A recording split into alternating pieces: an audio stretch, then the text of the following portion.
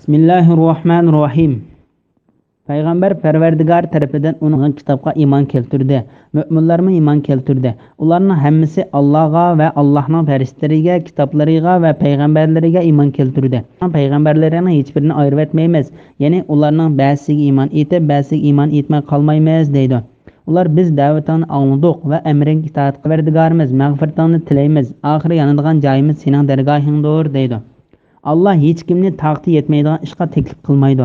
Kishining qilgan yaxshi o'zigidir, yomonlikning jazosimi o'zigidir. Ular Parvardigorimiz, agar biz unutsak yoki xatolasak, ya'ni biz unutish yoki savallik sababidan o'rnay olmasak, bizni jazoga tortmagin. Parvardigorimiz bizdan ilgarilarga yuklaganiga o'xshash bizga og'ir yuk yuklamagin. Ya'ni bizni qiyin ishlarga taklif Parvardigorimiz kuchimiz yetmaydigan narsani bizga ortmagin, bizni kechirgin, bizga mag'firat qilgin, bizga rahim qilgin. Sen bizni egimizsen, kafir qavmga yordam bergin deydi. Sura Baqara 285-286 oyat to'g'risida. Allah bizga bu ikki oyat bilan manfaat qilsin. Bu ikki ulug' oyatning ortiqchiligiga aloqador hadislarning bayoni to'g'risida. İmam Buxoriy Abu Mas'ud radhiyallohu anhudan payg'ambar alayhissalomning mundaq degan qildi. Kimki kechida Sura Baqaraning oxiridagi ikki oyatini o'qisa, o ikki oyat uning yetarlidir. İmam Muslim Abdullah radhiyallohu anhuning mundaq deganligini rivoyat qildi. Allah Taala payg'ambar alayhissalomni Makka dan Falastindagi Baytul Muqaddasga bir kechida elib kelib, uni ko'targan. Isro kechasi zamindan ustiga o'rilgan narsaning hammasi yetib chiqib, unidan xolganini tutib qoladigan. Uning ustiga tushgan narsa kelsa, undan xolganini tutib qoladigan 6-osmondagi u Sidratul Muntahani olimlarning Parvardigorining nuri ko'rdi. Sura Najm 16-oyat degan oyatda bayon qilingan yopiq oltindan bo'lgan Sidratul Muntaha degan daraxtning qishig'iga Payg'ambar alayhissalom 5 vaqt namoz, Sura Baqaraning bu ikki oyati va ummatining ichidan Alloh taolo sherik keltirmay o'lib ketgan kishining gunohining kechirilishidan iborat 3 Sura Fatihaning fazilati so'zlanganda Ibn Abbos radhiyallohu anhuning bizning oramizda payg'ambar alayhissalom o'ltiradi. Uning qishida Jibril alayhissalom bor edi. Yuqori tarafdan bir ovoz anglandi. Ondan Jibril ko'zini osmonga tikib, bu buningdan burun ichilib boqmagan osmonning bir ishqidir dedi. U ishqga tushdi. Ondan payg'ambar alayhissalomning qishiga kelib, sendan ilgirki payg'ambarga berilmagan, faqat sana berilgan ikki nur bilan xush bishorat olgin. U ikki nur bo'lsa-mu Sura Baqaraning oxirgi oyatlaridir. U ikki oyatdan bir harf o'qisang tilginingga erishsan dedi. Deganligi Sura Fatihada bayon qilingan. Bu ikki oyatning ma'nosi to'g'risida Alloh hammadan xabarda berib mundoq dedi. Ularning hammasi Allohga va Allohning faristalariga, kitoblariga va iymon keltirdi. Ular Allohning payg'ambarlarining hech birini ayirib etmaymiz. Ya'ni ularning ba'zisiga iymon etib, ba'zisiga iymon etmay qolmaymiz deydi. Mu'minlar Alloh yolg'iz ekanligiga, uningga hamma mahluqotlarning ehtiyoji ekanligiga, uningdan boshqa ibodatga loyiq zotning yo'qligiga va uningdan boshqa Parvardigorning yo'qligiga, ular hamma payg'ambarlarga osmondan nozil qilingan Alloh taolaning kitoblariga ishonadi. Ular payg'ambarlarning ba'zisiga ishonib va ba'zisiga ishonmay, ularning orasini ayirib etmay, hatto hammasining ilib kelgan shariatlari qiyomat kunigacha davomlashadigan. Payg'ambarlarning eng oxirgisi bo'lgan Muhammad alayhissalomning shariati bilan durg'anga qadar Alloh taolaning izni bilan ularning ba'zisining ilib kelgan hukmi ba'zisinikini amaldan qoldirilsa-mu, oxirida payg'ambarlarning hammasi boshida rostchil, to'g'ri yo'l topquchi va to'g'ri yo'lga boshlovchi kishilar hisoblandi. Ular biz da'vatini angladik va amringga itoat qildik. Ya'ni ey Parvardigorimiz, biz sening so'zingni angladik, uni tushundik va uning bo'yicha amal ibodat qildik. Parvardigorimiz, mag'firatini tilaymiz. Ya'ni ey Parvardigorimiz, biz bizning gunohlarimizni kechirib o'tishingni va bizga rahim qilishingni so'raymiz. Alloh hech kimni taqti yetmaydigan ish taklif qilmaydi. Ya'ni Alloh taolo kuchi yetmaydigan ishga buyurmaydi. Bu Alloh taolaning mahluqotlariga bo'lgan mehribonligi, rahmati va ularga qilgan yaxshiligidir. Bu oyat uning ularni qo'rqitib etgan. Dilinglardagi yomonlikni mayli oshkora qilinglar, mayli yoshiringlar, uning uchun Alloh sizlardan hisob oladi. degan oyatning hukmini amaldan qil. Agar Alloh hisob olsa-mu, lekin bir kishining dildagi vasvasiga o'xshash uni qaytarishga qodir bo'lolmaydigan narsa uchun unaydi. Dildagi vasvasiga o'xshagan uni dildan chiqarib o'tishi mumkin bo'lmaydigan narsani dildan chiqarib o'tishga buyurmaydi. Dillardagi buzuq vasvasalarni yomon ko'rish iymonning talbidir. Kishining qilgan yaxshiligining savobi o'zigidir, yomonligining jazosi o'zigidir. Ya'ni bu yaxshi va yomon ishlar buyurilgan va to'salgan ishlarning qatoriga kirgan bo'lishi bilan ondan Alloh bandalarini o'zidan hojatlarini tilashga buyurdi va ularning hojatlarini haqiqatan ijobat qilganligiga kepil bo'ldi. Alloh ularni mundoq deb ishga buyurdi. Parvardigorimiz, agar biz unutsak yoki xatolatsak, ya'ni biz unutish yoki savallik sababidan amrni to'liq o'rinlay olmasak, bizni jazo. Ya'ni biz bir farzni unutib qilmay qolsak yoki unutib qilib bir harom ishni qilib solsak yoki biz bir ishda uning to'g'ri tarafini bilolmay xato ketib bizni jazoga tortmagan. Yuqorida Imom Muslimning rivoyat qilgan hadisida mu'minlar mushundoq tilaganda Alloh taolaning ha ma'qul deganligi bayon. Ibn Abbos radhiyallohu anhuning hadisida mu'minlar shundoq tilaganda Alloh taolaning shaksiz shundoq qildim deganligi bayon qilindi. Parvardigorimiz bizdan ilgarilarga o'xshash bizga og'ir yuk yuklamagan, ya'ni bizni qiyin ishlarga taklif qilmagan. Ya'ni sen payg'ambar Muhammad alayhissalomni oson va yengil din bilan avatding. Sen avatgan dinda bizni qiyin ishlarga taklif qilmagan. Bu oyat haqida Imom Muslimning Abu Hurayradan rivoyat qilgan hadisda mu'minlar shundoq tilgan. Alloh ma'qul deganligi bayon qilindi. Ibn Abbos payg'ambar alayhissalomdan rivoyat qilgan hadisida Alloh taoladan shundoq qildim deganligi bayon qilindi. Bu vaqtda payg'ambar alayhissalom mundoq dedi: "Men haq va yengil bir din bilan avatildim. Parvardigorimiz, kuchimiz yetmaydi ortmagan, bizni kechirgin. Ya'ni ey Alloh, sen bildigan bizning qilib solgan kamchilikimizni kechirgin. Bizga mag'firat qilgin. Bizning orliqimizda bandalaringning orliqida bo'lib qolgan xatolikdan bizni kechirgin. Bizga rahim qilgin. Ya'ni oldimizda keladigan ishda qutuq ato qilishing bilan yana bir gunoh ishga tushib qilishimizdan bizni saqlagin." Shu olimlar mundoq dedi: Gunoh qilib solgan kishi mundoq 3 narsaga muhtoj. Birinchi, uni kechirishiga. Ikkinchi, Alloh bandalarining orasida uning gunohini yepib, ularning orasida uni rasvo qilmaslikka. Uchinchi, uni yana uningdan cho'ng tushib qilishdan saqlashiga muhtojdir. Boshdagi hadisda Alloh taolaning ha ma'qul deganligi bayon qilinib o'tdi. Yana bir hadisda Alloh taolaning shundoq qildim deganligi bayon qilindi. Sen bizning egimizsan. Sen bizning egimiz, yordamchimiz. Biz sana tavakkul qilamiz. Sendan yordam talab qilamiz va sendan boshqa kuch-quvvat egisi yo'q. Kafir qavmga qarshi bizga yordam bergan deydi. Ya'ni diningga birlik borlig'ingga va payg'ambarligingga tangan, sendan boshqasiga ibodat qilgan va sana sherik keltirgan kafirlarga qarshi bizga yordam qilgin va dunyo oxiratda bizga yaxshi oqibat ato qilgin. Hadisda Alloh taolo ha ma'qul dedi. Yana bir hadisda mundoq deb keldi: Alloh taolo shaksiz shundoq qilaman dedi. Ibn Jarir Abu Ishoqning mundoq deganligi, Muoz radhiyallohu anhu bu suradan kafir qavmga qarshi bizga yordam bergan deydi deb tugatsa amin deydi.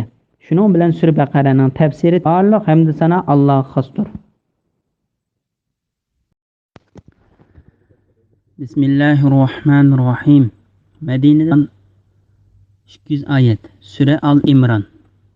Sura Al-Imronning Madinada tushganligi to'g'risida. Bu surni Madinada tushgan deyishimga, bu surning 5-dagi toki 83 oyatgacha Hijriyning 9-yili Najron qabilasidan kelgan elchilar haqida tushgan.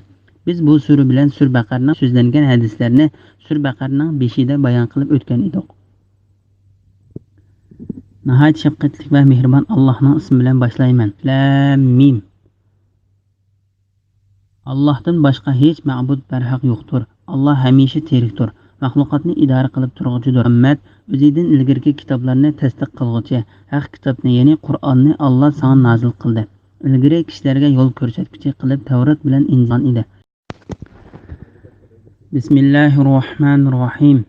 Madinada nozil bo'lgan 200 oyat.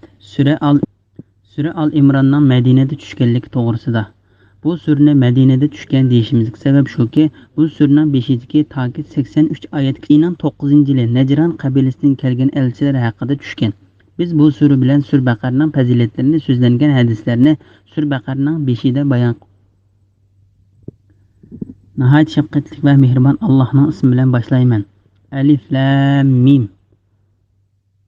Allohdan boshqa hech ma'bud barhaq yo'qdir. Alloh hamisha tirikdir.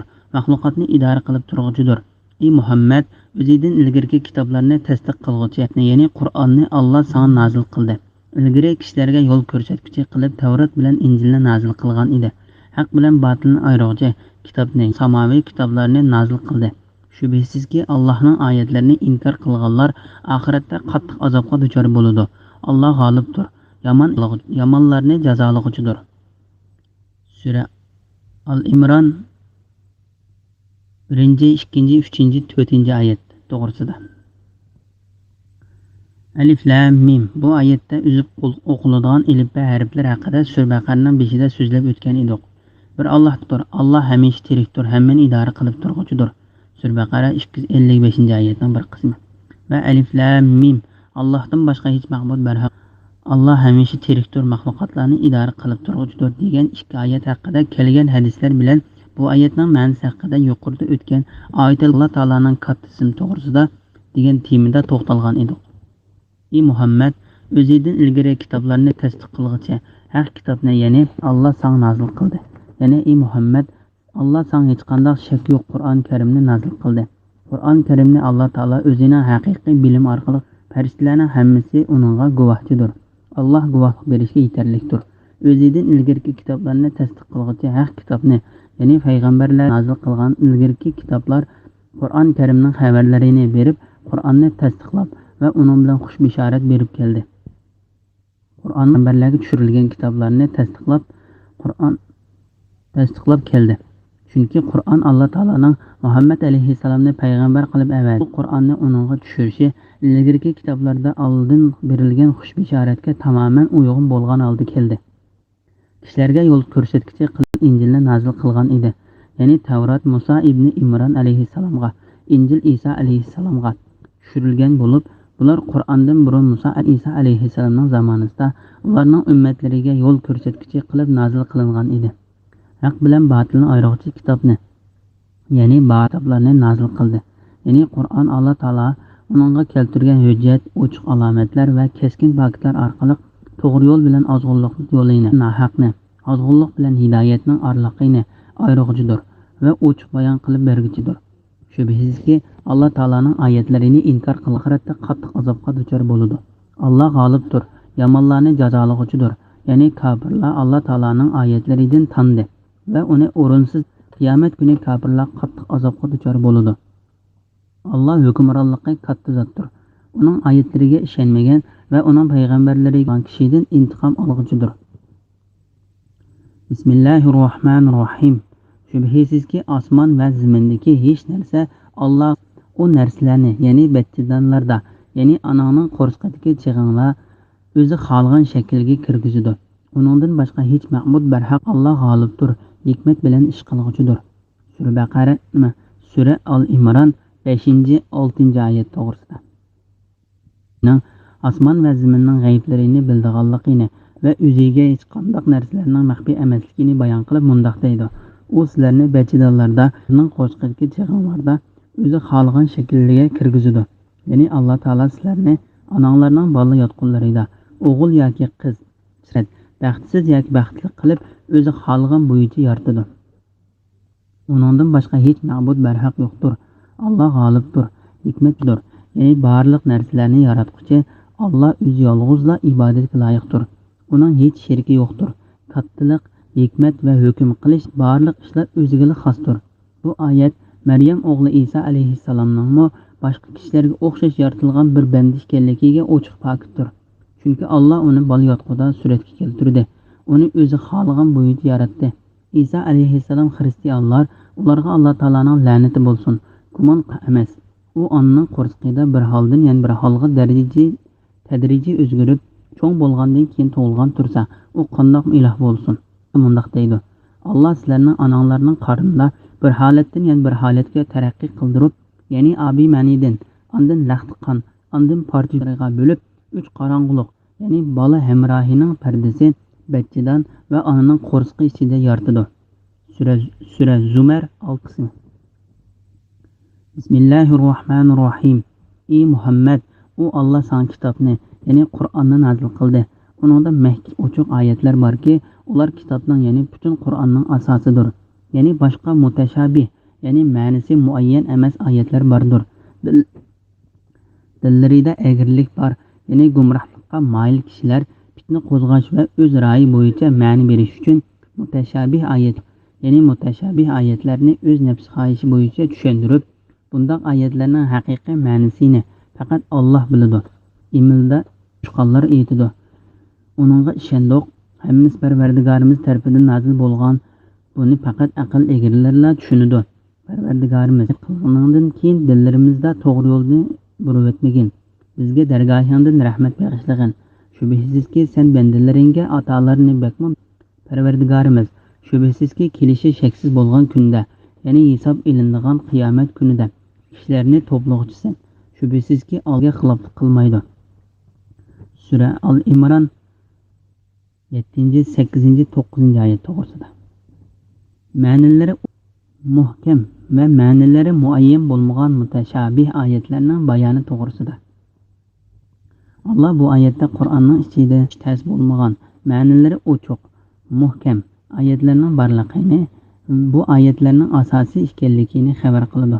Ko'p sondagi kishilarga ma'nisi tushunish tas bo'lgan, ya'ni bir turli ma'nisi muayyan bo'lmagan mutashabih oyatlar bor.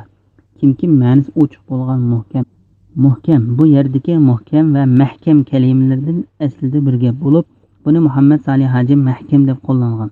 Biz bu yerda arab tilining asli talaffuziga asosan muhkam deb qo'llandik. Oyatlarining ma'nisi muayyan bo'lmagan oyatlarga hukmron qilib, ma'nisi muayyan bo'lmagan mutashabih oyatlarning ma'nisini tushunishda ma'nisi ochiq bo'lgan, mahkam qarab tushunsa to'g'ri qilgan bo'ladi. Undaqda agar undaq qilmasa xatolashib qoladi. Shunga Alloh mundaq deydi: ular kitobning Qur'onning asosidir. Ya'ni ma'nisi ochiq bo'lgan mahkam oyatlar boshqa oyatlarning ma'nisini tushunish qiyin bo'lganda tayindigan Qur'onning asosidir. Boshqa mutashabih, ya'ni ma'nisi muayyan emas oyatlar bordir. Ya'ni ma'nisi muayyan bo'lmagan oyatlarning ma'nilari ma'nisi ochiq bo'lgan oyatlarning ma'nilariga uyg'un keladi. Oyat uqtiriladigan maqsad jihati bo'lmasin, oyatdagi bor xom so'zlarning birisi, ya'ni birisi bilan bog'lanish jihati boshqa ma'nini uqtirdi. Shunga bu oyat ma'nisi muayyan bo'lmagan mutashabih, ya'ni tushunish tas bo'lgan edi. Ma'nisi ochiq mahkam oyatlar Qur'onning boshqa oyatlarining hukmini amaldan qoldiruvchi, uning ichidagi halol harom narsalarni, hukmlarni hukm qilgan jazolarni va farz ibodatlarni bayon qilib kelgan, ishonishga va amal qilishga buyurilgan oyatlardir. Ma'nisi muayyan bo'lmagan mutashabih hukmi amaldan qoldirilgan, ilgari keyin misollar uchun kelgan, uningga ishonishga buyurilgan, lekin amal qilinmaydigan oyatlardir. Uningda ma'nisi ochiq oyatlar bor. Bu oyatning ma'nisi haqida Muhammad ibn Isoq ibn Yasar mundaq deydi: ma'nisi ochiq bo'lgan bu oyatlarda Alloh taoloning bandalarning xatoliklardan saqlanishi va noto'g'ri ishlar bayon qilingan bo'lib, bu oyatlarni asldagi ma'nisidan o'zgartirishga, ma'nisi muayyan bo'lmagan mutashabih oyatlarga ishonib, uni xatolashib ketmaydigan darajada o'zgartirib ma'no aytsa bo'ladi. Alloh bandalarini halol va harom sinagandek, ularning ma'nisi muayyan bo'lmagan oyatlarning ma'nilariga to'g'ri ma'nini berish va bermaslik masalasi ustida sinildi. Shunga Alloh taolo mundaq deydi: dillarida egirlik bor, ya'ni gumrohlikqa moyil kishilar fitna qo'zg'ash va o'z ra'yi bo'yicha ma'ni berish uchun mutashabih oyatlarga ergashib, mutashabih oyatlarni o'z nafs xohishi bo'yicha tushuntirdi. Ya'ni dillarida ozg'unlik va to'g'ri yo'ldan xato yo'lga chiqib ketish ehtimoli bor kishilar xom so'zlari o'zicha bo'lgan ma'niga ehtimol keladigan va o'zining buzuq maqsadlari uchun o'zgartirishi mumkin bo'ladigan ma'nisi muayyan bo'lmagan mutashabih oyatlarga isiladi. Ma'nisi ochiq bo'lgan mahkam oyatlarda ularning oyatlarini o'zlarining yomon niyatlari uchun o'zgartirishi mumkin bo'lmaydi. Chunki bo'lgan mahkam oyatlar o'zlarining yomon niyatlari uchun o'zgartirilmaydigan oyatlardir. Agar ular bu oyatlarni o'zgartsa, bu oyatlar ularning ziyniga oladi. Dillarida agarlik bor, ya'ni gumrohlikqa moyil kishilar fitna qo'zg'ash va o'z ra'yi bo'yicha ma'ni berish uchun mutashabih oyatlarga ergashadi. Xristianlar Isa alayhissalomning boshqalarga o'xshash Adamning, ya'ni Adam alayhissalomning misoliga o'xshaydi. Adamni Alloh ota-onasiz tuproqdan yaratdi. Ondan uningga vujudga kel dedi. U vujudga keldi. Isoning ishi Adamning ishidan ajablanarli emas. Alloh taolaning ismida, ya'ni ilalloh degan yer to'xtaymiz dedi. Ibn Abbos radhiyallohu anhu mundaq deydi: Qur'onning bo'ludi. Birinchisi, Har qanday odam tushunadigan ma'no. Ikkinchisi, arablar o'z tillarida buningdan ilgari ishlatgan so'zliklarga asoslanib tushunadigan ma'no. Ya'ni ayni zamonda arablar Qur'ondagi ba'zi so'zliklarni tushunish uchun burunqi she'rlar va yerlik qabilalarning qo'llangan ma'nolariga asoslanadi. Uchinchisi, ilmda kamolatga yetganlar tushunadigan ma'no. To'rtinchisi, faqat Alloh taolodan boshqasi tushungan ma'no. Bu so'z Oysha, Urva, Abu Sha'sa, Abu Hanik, Abu Nahik va ulardan boshqalardan rivoyat qilindi. Alloh taoloning ilmda to'shqanlar aytadi degan so'zida to'xtaymiz dedi. Bu ko'pincha Qur'onning ma'nosini biladigan va ko'p sonli tilni tadqiq qiladigan olimlarning so'zidir. Bu olimlar Qur'onda ma'nosini tushungil bo'lmaydigan oyat yo'qdir dedi. Ibn Abu Naji Mujohid Abbos radhiyallohu anhuning mundoq deganligini rivoyat qildi. Men Qur'onning haqiqiy ma'nosi bilan tushunadigan ilmda to'shqanlarning qatoridandirman. Hadisda payg'ambar alayhissalomning Ibn Abbos radhiyallohu anhuga ey Alloh, uni dinda olim qilsang va uningga Qur'onning ma'nosini bildirsang deb duo qilindi. Bu hadislardan Qur'onning ma'nolarini biladigan bilimda to'shqanlarmi bor deganlik chiqadi. Bilimda to'shqanlar aytadi, uningga ishondik, hammasi Parvardigorimiz tarafidan nozil bo'lgan. Ya'ni ular ma'nosi muayyan bo'lmagan oyatlarga, bu oyatlarning hammasi haq, chunki hammasi Alloh tarafidan tushirilgandir. Alloh taolo tarafidan tushirilgan narsa bir-biriga qarama-qarshi bo'lmaydi. Alloh bu vaqtda mundoq deydi: ular Qur'on ustida fikr yurgizmamdi. Agar Qur'on mushriklar bilan munofiqlar gumon qilgandek Allohdan g'ayri bo'lgan bo'lsa, albatta uningdan nurg'un ziddiyatlarni. Bismillahirrohmanirrohim. Talut askarlari bilan Baytul Muqaddasda Alloh sizlarni bir daryo bilan sinaydi. Kimki uningda ichidi ekan, u menga tava emas. Kimki daryo suyini tetimaydi ekan, u haqiqatan menga tavadir. Uningdagini bir oz besish uchun ichgan odam buyruqqa xilof qilgan bo'lmaydi dedi. Ularning ichidagi ozg'in kishidan boshqa hammasi uningda ichdi. Talut va uning iymon etgani o'tgan chog'da dushmanning ko'pligini ko'rib qo'rqinchga tushib, ularning bir firqasi bugun biz Jalut va uning askarlari bilan urushga taqat keltira olmaymiz. Talutning tavallaridan Allohga muloqot bo'lishga e'tiqod qilganlar Allohning irodasi bilan oz jamoa ko'p jamoa ustidan g'alaba qiladi dedi. Alloh ko'rsatkichlar bilan billadir. Sura Baqara 249-oyat to'g'risida. Alloh taolo bu oyatda Allohning podshohi Talut o'zlarining askarlari bilan chiqqanligini, askarlarning ichida uningga bo'ysungan kishilardan xabar berdi. Uning askarlari shu kunlar bergan ma'lumotlarga asosan Talut shu kunlardagi askarlarning soni 80 ming kishi edi dedi. Talut ularga mundoq dedi: Alloh sizlar bilan sinaydi. Ibn Abbos va boshqalar mundoq deydi: u daryo Iordaniya bilan Falastinning oraliqidagi daryodir. Kimki uning suyidan ichadigan u menga tabi. Ya'ni bu yo'lda men bugun hamroh bo'lmasin. Kimki daryo suyini tetimaydi ekan, u haqiqatan menga tabadir. Uningda ussizligini bir oz besish uchun ichgan odam bo'lmaydi dedi. Ya'ni uning hech qanday gunoh yo'q. Ularning ichidagi ozg'in kishidan boshqa hammasi uningda ichdi. Bu oyatning ma'nosi haqida Ibn Jurayj Ibn Abhumaning mundoq deganligini rivoyat qiladi. Yig'zini namlash uchun daryoning suyini qo'li bilan ozroq olganlar ussizlikqa qandi. Suvga ig'zini cho'kirib ussizlikqa qolmadi. Ibn Jarir Bara Ibn Azibning mundoq deganligini rivoyat qiladi. Biz mundoq deyishdik: Muhammad alayhissalomning Sadr urushi bo'lgan kunda 310 necha odam edi. Talut bilan daryoda o'tganlarning sonimi shuning o'xshash ekan. Uning bilan daryodan mu'minlarlar Talut va uning iymon etgan kishilar daryoda o'tgan chog'da dushmanning ko'pligini ko'rib qo'rqinchga tushib, ularning bir firqasi bugun biz askarlari bilan urushga taqat keltira olmaymiz dedi. Ya'ni Talut bilan daryodan o'tganlar dushmanning sonining ko'pligini ko'rib, ular bilan o'zlarining sonini oz ko'rdi. Ondan Alloh taolaning va'dasining haqligini, yordam Alloh tarafdan kelganligi, hargizmi sonning ko'pligi urushga ishlatadigan qurollarning xillik bilan bo'lmaydiganligini bildigan olimlar ularni dushmanga qarshi jangga otlanishga rag'batlantirdi. Shunga ular mundoq deydi: Allohning irodasi bilan oz jamoa ko'p jamoa ustidan g'alaba qiladi dedi. Alloh chidamlilik ko'rsatkichlar bilan bilinadi. Rahmanir-Rahim. Ular Jalut va uning askarlari bilan uchrashgan chog'da Parvardigorimiz qalbimizni chidamliq to'ldirgin, qadamlarimizni urush maydonlarida sabotlik qilgin, kafir qavmga qarshi bizga yordam bergan dedi. Müminler Allah'ın iradesini mağlup kıldı. Davud Calut'unu öldürdü. Allah Davud'a saltanatni, hikmetni, yeni peygamberlikni berdi. Onunla xalgan narsini, yeni faydalı ilimlerini bildirdi. İnsanların ba'si bilan mudofiya qilib turmasa, yeni kuchlik tajovuzchiga onundan mı kuchlik bo'lgan birisini aprida qilmasa edi, yer yuzida albatta bitdi. Ya'ni xaroblikqa yuzlanadi. Lekin Alloh yomonlikni ustunlikka ega qilmaslik bilan butun jahon ahliga marhamat qilguchidir. Bu Allah'dırki onu biz sana to'g'ri ravishda o'qib beramiz. Ey Muhammed, sen albatta Allohning da'vatini yetkazish uchun avatilgan payg'ambarlarning birisan. Sura Baqara 250, 251, 252 oyat to'g'risida. Talutning ozg'ini iymoni, kuchlik odamlari o'zlarining dushmanlarining ko'p odamlari bilan yuzma-yuz uchrashgan chog'da mundoq dedi. Parvardigorimiz qalbimizni chidamlilik bilan to'ldirgan.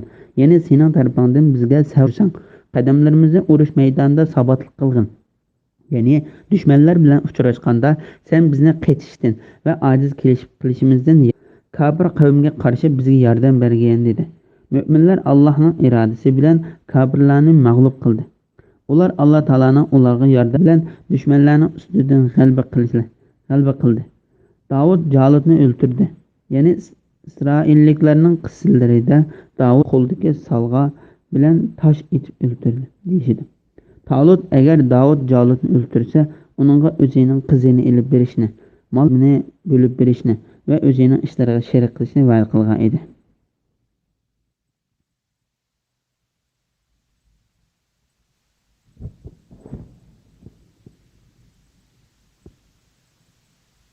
U o'zining va'dasiga vafo qildi. Alloh Davud alayhisalomga payg'ambarlikni berdi. Podshohlik uning yetkeldi. Shunga Alloh mundoq deydi. Allah Davud'a saltanatni berdi. Ya'ni Talutning Davudga berdi. Hikmetni yana payg'ambarlikni berdi. Ya'ni Shamuildan keyin payg'ambarlikni Davudga berdi. Uningga xolgan narsadan yana foyda bildirdi. Ya'ni Alloh o'zining payg'ambarga xolgan bilimni xos qildi. Allah insonlarning ba'sini bilan mudofiya qilib turmasa, ya'ni kuchlik tajovuzchiga bo'lgan birisini abrida qilmasa edi, yer yuzida albatta fasod qaylanadi. Ya'ni xaroblikqa yuzlanadi. Ya'ni Allah İsrailning urushi va Davudning botirligini ko'rishi bilan qo'g'dimgan bo'lsa, ularning hammasi haqiqatan halok bo'ladi. Allah ba'zi kishilarni ba'zilar bilan qo'g'dimaydigan bo'lsa, dunyo xaroblikqa aylanib ketadi. Allah bu vaqt mundoq deydi. Agar Allah bir-biriga qarshilik ko'rsatmagan bo'lsa, rahiblarning ibodatxonalari, chirkovlar, yahudiylarning ibodatxonalari va Allohning nomidagi masjidlar albatta vayron qilinadi. Sura Haj 40-oyatning bir qismi. Lekin Alloh yomonlikni ustunlikka ega qilmaslik bilan butun jahon ahliga marhamat, ya'ni ularning ba'zi bilan ba'zini qo'g'diganligi Allohning ularga qilgan ne'mati va rahmatidir. Bu Allohning oyatlaridirki, uni biz sana o'qib beramiz. Ey Muhammed, sen albatta Allohning da'vatini yetkazish uchun amatilgan payg'ambarlarning birisan. Ya'ni bu vaqtda Isroil avlodining qo'ldagi kitoblar va ular uni aniq bildigan haqiqatdir. Bismillahirrohmanirrohim. Ana shular payg'ambarsini ba'sidan ustun qildik. Allah ularning ba'sini, ya'ni ba'si Musa alayhissalom bilan so'zlashdi va ba'sining, ya'ni Muhammad alayhissalomning darsini yuqori ko'tardi. Maryam o'g'li Isoga o'liklarni tirildirish, gajillarni, baraz kasalini saqaytishga o'xshash mo'jizalarni ato qildik. Uni Ruhul Quddus, ya'ni Jibril alayhissalom bilan kuchlantirdik. Agar Alloh xohlagan bo'lsa edi, ulardan ummatlar ularga ro'shan dalillarni kelgandan keyin o'zaro urushmas edi. Lekin ular ixtilof qilishdi. Ba'zi iymon etdi, ba'zi kafir bo'ldi. Alloh xohlagan bo'lsa edi, ular o'zaro urushmas edi. Lekin Alloh xohlaganini qildi. Sura Baqara 253-oyat. Bularning ba'zidan ortiq qilinganligi to'g'risida. Alloh ba'zi payg'ambarlarni ba'zidan ortiq qilganligidan xabar berib, bu vaqtda mundoq deydi. Biz haqiqatlarning ba'zisini ba'zidan ustun qildik. Davudga Zaburni ato qildik. Sura Isro 55-oyat. Ya'ni ana shu payg'ambarlarning ba'zisini ba'zidan ustun qildik. Alloh ularning ba'zisi, ya'ni Musa alayhissalom bilan, ya'ni bular Musa alayhissalom bilan Muhammad alayhissalomdir. Shuningdek hadisda rivoyat qilingan asosan Odam alayhissalomdir va Muhammad alayhissalomning darajasini yuqori ko'tardi. Muhammad alayhissalomni Alloh taoloning dargohida payg'ambar alayhissalomning Makkadan Falastindagi masjidi aqilligi to'g'risida vaqalik bayon qilingan hadisda rivoyat qilinib keldi. Imom Buxoriy va Muslim Abu Hurayra radhiyallohu anhu mundoq deganligini rivoyat. Musulmonlardan bir kishi bir Yahudi bilan tillashib qoldi. Yahudi qasam ichib, "Yo'q, Musoni olimlarga tanlagan zot bilan" dedi. Ondan musulmonlar Yahudining yuziga bir qachat silibdi. "Ey nejis, Musa alayhissalomni Muhammad alayhissalomdan ustun ko'ramsan" dedi. Yahudi musulmonning ustidan shikoyat qilib payg'ambar alayhissalomga yana keldi. Ondan payg'ambar alayhissalom mundoq dedi: "Sizlar meni boshqa payg'ambarlardan ortiq bilib, kishilar qiyomat kuni hushsizlanib ketadi. Ondan men birinchi bo'lib hushimga kelgan kishi bo'laman. Men Musoni arishning putini ching tutib olganlik holatida ko'raman. U mendan burun hushiga keldimi yoki u turtig'ida hushidan ketganligiga mukofot berilib, bu qitim hushidan ketmadimi? Meni boshqa payg'ambarlardan ortiq bilmanglar." Yana bir rivoyatda mundoq degan: "Sizlar payg'ambarlarning biridan ortiq ko'rmanglar. Agar yuqoridagi ularni qandoq birlashtirib tushunishimiz degan savol kelib qolsa, uning javobi tövendeki. Bu yerda bir odam bilan ochiqlashib payg'ambar alayhissalomni boshqa payg'ambarlardan ortiq deb bilishdan to'sish kerak. Payg'ambarlarning o'zaro farqlantirishi bizning ishimiz emas, balki Allohning ishi. Uni hukmga bo'ysunishimiz va ishonishimiz lozimdir. Maryam o'g'li Isoga o'liklarni tirildirish, g'achalarni baras kasalini saqlash o'sha mo'jizalarni ato qildik. Ya'ni Iso alayhissalomning Allohning bandasi va ular avatilgan payg'ambar ekanligi, Isroil avlodiga iliyatning rost ekanligini isbotlaydigan keskin dalil faktlarni Isoga berdik. Uni Ruhul Quddus, ya'ni Jibril alayhissalom bilan kuchlantirdi. Ya'ni Alloh uni Jibril alayhissalom bilan kuchlantirdi. Ondan mundoq dedi: "Agar Alloh xohlagan bo'lsa edi, ulardan keyin kelgan ummatlar ularga ruh kelgandan keyin o'zaro urushmas edi. Lekin ular ixtilof qilishdi. Ba'zisi iymon etdi, ba'zisi kofir bo'ldi. Agar Alloh xohlagan bo'lsa, ular o'zaro urushmas edi. Ya'ni bu ishlarning hammasi Allohning putuvishi bilan bo'lgandir. Shunga Alloh mundoq deydi: lekin Alloh xohlaganini qiladi." Bismillahirrohmanirrohim. Ey mu'minlar, so'z setiq, do'stlik va Allohning faat bo'lmaydigan kun, ya'ni qiyomat kuni yetib kelishdan burun sizlarga biz rizq qilib bergan mol-mulklardan yaxshilik yo'llariga sarf qilinglar. Kufroniy ne'mat qilg'iga zulm qilg'ichidir. Sura Baqara 254-oyat. Bandalarning Alloh qilgan mol-mulkining savobini Parvardigorining dargohida ko'rish uchun Alloh ularni hayotligida mol-mulkining yaxshi yo'llarga kechiktirmay sarf qilib olishga deydi. Ey mu'minlar, so'z setiq, do'stlik va Allohning iznisiz shafoat bo'lmaydigan kun, ya'ni qiyomat kuni yetib kelishdan burun sizlarga biz rizq qilib bergan yaxshilik yo'llariga sarf qilinglar. Ya'ni qiyomat kunida bir kishi o'zini qutuldirish uchun yana bir kishini setib ola olmaydi. Zamin toshqicha oltin beribmi qutqiza olmaydi va uningga bir kishining do'stligimi foyda qilmaydi. Mayli u qandoq bir cho'ng kishining urug' avlodidan bo'lsin, uning nasabi uningga hech qanday foyda. Bu haqda Alloh mundoq deydi: Sur chilingan kunda ularning orasidagi tuqqanchilik mavjud bo'lmay qoladi. Bir-birining ahvolini so'rashmaydi. Sura Mu'minun 101-oyat. Va Allohning iznisiz shafaat bo'lmaydigan, ya'ni ularga shafaat qilmoqchi bo'lgan kishilarning shafaat qilmaydi. Kufroniy ne'mat qiluvchilar o'zlariga zulm qiluvchilardir. Ya'ni shu kuni Alloh taologa kofir holatda uchrashgan kishidan gumroh kishi yo'qdir. Hatim Ata ibn Dinarning mundoq deganligini rivoyat qiladi: o'zlariga zulm qiluvchilar kufroniy ne'mat qiluvchilardir. Ya'ni zolimlar kofir demay, kufroniy ne'mat qiluvchilar o'zlariga zulm qiluvchilardir degan. Alloh taologa hamd sana bo'lsin. Agar zolim kofir bo'lg'uchi bo'lsa, u chog'da har qanday kichikgina zulm qilgan musulmonmi kofir bo'lib ketadi. Bismillahirrohmanirrohim. Bir Allohdan boshqadir. Alloh hamisha tirikdir, hammani idora qilib turg'uchidir. U mugdib qolmaydi, uni uyqu bosmaydi. Osmonlardagi va zamindagi hammaning mulkidir. Allohning rostisiz kimmi Allohning oldida shafaat qila olsin?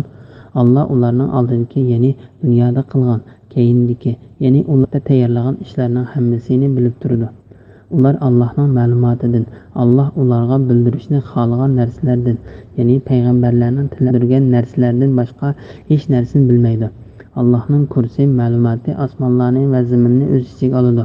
Osmon va zaminni saqlash uning u yuqori martabalikdir, hammadan ulug'dir. Sura Baqara 255-oyat. Ayatul Kursining fazilati to'g'risida. Ayatul Kursining fazilati nihoyat cho'ngdir. Hadisda payg'ambar alayhissalomning bu Alloh taolaning kitobidagi eng fazilatli oyat deganligi bayon qilindi. Ahmad Ubay ibn Ka'b radhiyallohu anhuning mundaq deganligini rivoyat qiladi. Payg'ambar alayhissalom uningdan Allohning kitobida qaysi oyat deb so'radi. U Alloh va uning payg'ambari biladi deb javob berdi. Ondan payg'ambar alayhissalom u savolni bir necha qatam takrorladi. Ondan Ubay ayatul kursidir deb javob berdi. Shuning bilan payg'ambar alayhissalom mundaq dedi: "Ey Ubay, sana bilim yor bo'lsin. Mening jinim uning ilkid bo'lgan zot qasam qilamanki, haqiqatan ayatul kursining podshohi, ya'ni Alloh taolani arishning yonida ulug'lab turadigan bir tili, ikki qalpuqi bor." Imom Ahmad Abu Ayyub radhiyallohu anhuning mundaq deganligini rivoyat qildi. Men o'zimning xurmo ombarimda edim. U ombarga jin kelib, xurmo ondan payg'ambar alayhissalomga u jindan shikoyat qilib bordim. Payg'ambar alayhissalom menga sen u jinni ko'rgan vaqtingda Allohning ismi bilan payg'ambar alayhissalomning yana duoni qilgan dedi. U jin keldi, uningga hiliq duoni o'qib uni tutib oldim. U jin menga bu yerga qaytib kelmayman dedi. Shuni qo'yib berdim. Ondan men payg'ambar alayhissalomning yanına keldim.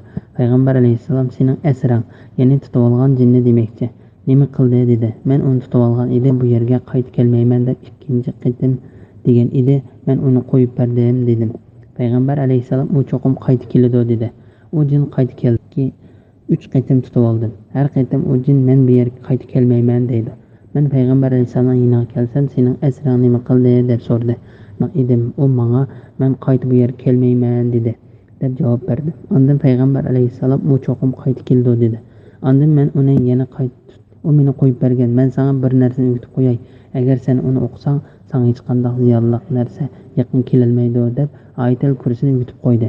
Payg'ambar alayhissalomga yana kelib bo'lgan ishdan xabar berdim. Payg'ambar alayhissalom u yolg'onchi turib bu ishda rost so'zlabdi deb javob berdi.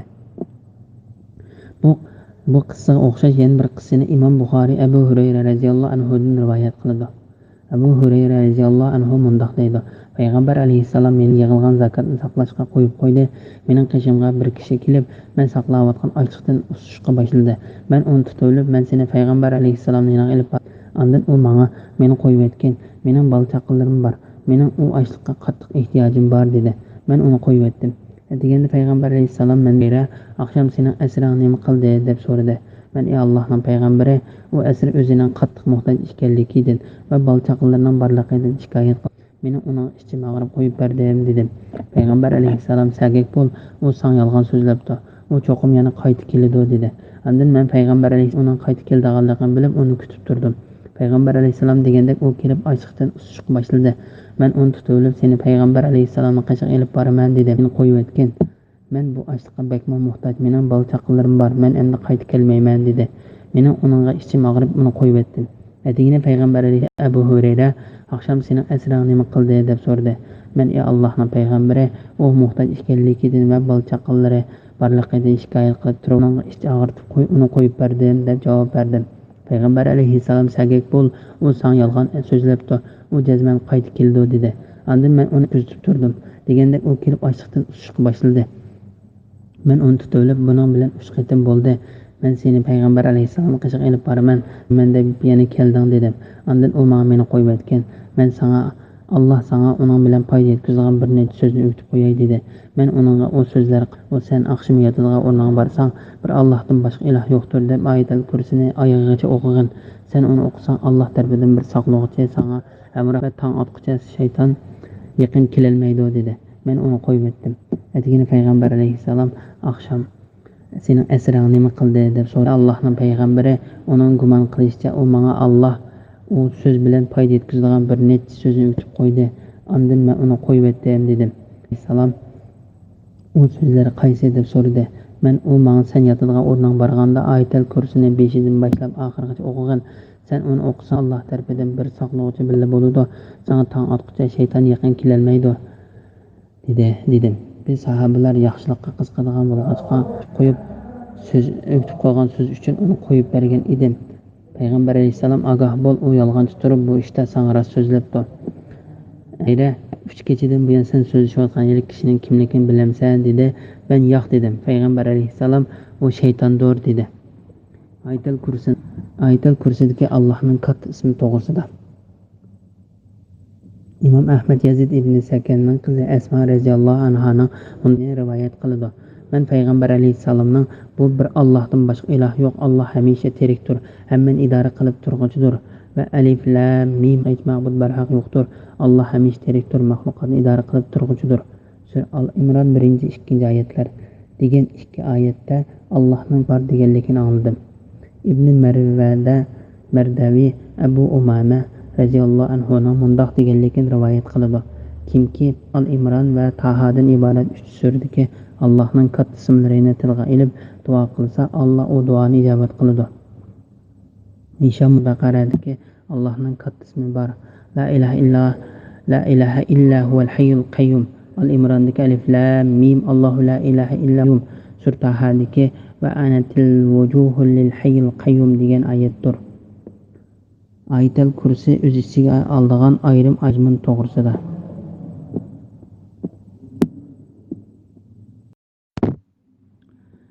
Ayatul kursi o'z ichiga oladigan ayrim to'g'risida. Birinchi, bir Allohdan boshqa iloh yo'qdir. Bu yerda Alloh taolo hammadan maxluqotlarning ibodat qilishiga yolg'iz o'zining loyiq ekanligidan xabar berdi. Ikkinchi, Alloh hamisha tirikdir, hammani idora qilib turg'uchidir. Ya'ni o'lib qolmaydigan mangu tirik, o'zidan boshqa maxluqotlarni ularga rizq berish va saqlab qilib turg'uchidir. Hamma narsalar uningga ehtiyojlidir. U ulardan behojatdir. Ularning mavjud bo'lishi uning buyruqsiz bo'lmaydi deganlikdir. Bu vaqtda Alloh taolo mundoq deydi: Allohning osmon ismini o'z amri bilan muallaq turg'izishi Allohning kamoliy qudratini ko'rsatadigan alomatlardandir. Sura Rum 25-oyatning bir qismi. Uchinchi, u mugdib qolmaydi, uni uyqu bosmaydi. Ya'ni xatolik, g'aflat va o'z maxluqotlarini unutib kelishdir. Allohga loyiq bo'lmaydigan ishlar Alloh taoloda yuz bermaydi. U har bir jonliq qilgan ishni bilib, har bir ishga guvohdir. Uningdan hech qanday narsa yoshirin bo'lmaydi. Hatto uningdan mugdash va uxlashmi yuz bermaydi. Imom Buxoriy Abu Musa radhiyallohu anhuning mundoq degan qildi. Payg'ambar alayhissalom ichimizda bizga va'z aytganda bu 4 so'zni dedi. Alloh shaksiz uxlamaydi. Uningga uxlash loyiq emas. U o'lchamni xohlagancha tushirdi va xohlagancha ko'taradi. Uning dargohiga kunduzning amali kecha kirishdan burun ko'tariladi. Kechaning amali tong otishdan burun uning pardasi buningdan hozirgi biz ishlatayotgan parda tasavvur qilinsa bo'lmaydi. Nur yoki o'tdir. Agar u pardani ochadigan bo'lsa, yuzining nuri uning ko'zi yetgan maxluqotlarini, ya'ni butun maxluqotlarini ko'ydiradi. 4. Osmonlardagi va zimindagi hamma narsa alır. Bu butun maxluqotlar uning quli, uning ilkida va uning hukmronligi ostida ekanligida xabar berishidir. Alloh taolo bu vaqtda mundoq deydi: Ziminda Allohga banda bo'lib bo'ysunmaydigan hech maxluq yo'qdir. Shak shubhisizki Alloh ularni to'liq egalladi va sonini mukammal bildi. Qiyomat kuni u Allohning dargohiga tanho keladi. Sura Maryam 93-oyatdan 95-oyatgacha. 5. Allohning rostisiz kimmi Allohning oldida shapon. Bu vaqtda Alloh taolo mundoq deydi: Osmonlarda nurg'un farishtalar bo'lib, ularning shafoati hech narsaga asqatmaydi. Faqat Alloh o'zi xohlagan va rozi bo'lib itoat qilishga ruxsat qilsa, undan ularning shafoati asqatadi. Sura Najm 26-oyat. Ya'ni Allohning kattaligi va cho'ngligidan Allohning dargohida bir kishi yana bir kishiga shafoat qilishga jur'at qila olmaydi. Shafaat to'g'risidagi hadislarning mazmuni mundoq bayon qilindi. Payg'ambar arshning tagiga kelaman va sajda qilaman. Ondan Alloh taolo meni o'zi xohlagan muddatgacha sajdada qo'yib qo'ydi. Ondan menga beshingni ko'tar, so'zligin, so'zing shafaat tiligin shafaat qilish huquqi beriladi deydi. Ondan Alloh taolo menga shafaat qilmoqchilarning son o'lchimini bekitib berdi. Ondan men ularni jannatga 6. Alloh ularning oldidagi, ya'ni dunyoda qilgan, keyindagi, ya'ni ular uchun oxirat tayyorlagan ishlarning hammasini bilib turdi. Bu Alloh taolo uning o'tib ketganini, hozirgi qissasini va keyingisini bildiganligining pokitidir. Alloh bu vaqtda mundoq deydi: Biz dunyoga Parvardigoringimiz, bizning oldimizdagi, orqamizdagi va oldi keynimizdagi orasidagi ishlarning hammasi Allohning ilkididir. Parvardigoring bandalaridan hech narsani unutmaydi. Sura Maryam 64-oyat. 7. Ular Allohning ma'lumotidan, Alloh ularga bildirishni istadi. Ya'ni payg'ambarning tili orqali bildirgan narsalardan boshqa hech narsani bilmaydi. Ya'ni bir kishi Alloh taolaning bilimidan, Alloh unga bildirgan narsadan boshqa narsani bilmaydi. Ya'ni buningdan Alloh taolaning ism sifatlariga munosabatli bilimlardan Alloh bildirgandan boshqa hech qanday bir narsani bilmaydi deganlik ma'qulshi mumkin. Alloh bu vaqtda mundaq deydi: Alloh ularning oldindikini va keyindikini biladi. Ular bo'lsa uni bilmaydi. Sura Taha 110-oyat. Allohning kursi ma'lumoti osmonlarni va zaminni o'z ichiga oladi. Bu oyatning ma'nosi haqida Vaki ibn Abbos radhiyallohu anhuning mundaq deganligini rivoyat qiladi. Alloh taolaning kursi uning ikki putini qo'ydigan yerdir. Har qanday kishi Alloh taolaning arshining qanchaligini o'lchay olmaydi. Zakhak ibn Abbos radhiyallohu mundaq deganligini rivoyat qiladi. Agar 7 qat osmon va 7 qat zamin yeyilib, ondan birisi ulasimi, kursning oldida bebayon cho'lda turgan bir tog' halqa. 9. Osmon zaminni saqlash uningga og'ir kelmaydi. Ya'ni osmon zamin va uning ichidagi insonlarni va narsalarni saqlash uningga og'ir kelmaydi. Ekandir. U har bir jonliq qilayotgan ishni bilib turg'uchidir. Hamma narsani kuzatib turg'uchidir. Uningga hech qanday narsa yo'shirib bo'lmaydi. Hamma narsa uningga ham ojizdir va uningga muhtojdir. Allah hech nimaga hojatmand emasdir, madiylanguchidir, xohlaganini qilguchidir. Alloh taolo qilgan ishi deydi, lekin barliq mahluqotlar qilgan ishlaridan so'roq qilindi. Alloh taolo hamma narsani o'ziga bo'ysundiruvchidir, hamma narsadan hisob olg'uchi, hamma narsani kuzatguchidir, hamma narsadan ustundir va kattadir. Uningdan boshqa ibodatga loyiq zot yo'qdir va uningdan boshqa 10. U yuqori martabalikdir, hammadan ulug'dir. Bunun ma'nosi Allohning bu oyatining ma'nosiga o'xshashdir. Alloh maxfiy va oshkor ishlarning hammadan buyukdir, hammadan ustundir. Sura Ra'd 9-oyat. Degan oyatining ma'nosiga o'xshash ishdir. Bismillahirrohmanirrohim. Dinda uningga kirishga zo'rlash yo'qdir. Hidoyat gumrohlikdan aniq ayrildi. Kimki tog'ut, ya'ni Allohdan boshqa barcha ma'budni inkor qilib, Allohga iymon sunmas mahkam tutgan bo'ladi. Alloh bandalarining so'zlarini anglab turg'uchidir, ishlarini bilib turg'uchidir. Sura Baqara 256-oyat. Dinda zo'rlashning yo'qligi to'g'risida. Dinda uningga kirishga zo'rlash yo'qdir. Ya'ni sizlar dinga kirishga majburlamanglar. Cheksiz bu dinning dalil isbotlari ochiq va nihoyat ro'shandir. Islom dini bir kishini uningga kirishga zo'rlashga muhtoj emas, balki islomga boshlagan dilini va ko'zining nurini ichayotgan kishilar uningga nihoyat ochiq fakt orqali kirdi. Alloh taolo dilini ta'sirlanmas qilayotgan, quloq pechatlayotgan kishini islom diniga majburlab kirgizishning hech qanday foydasi yo'q.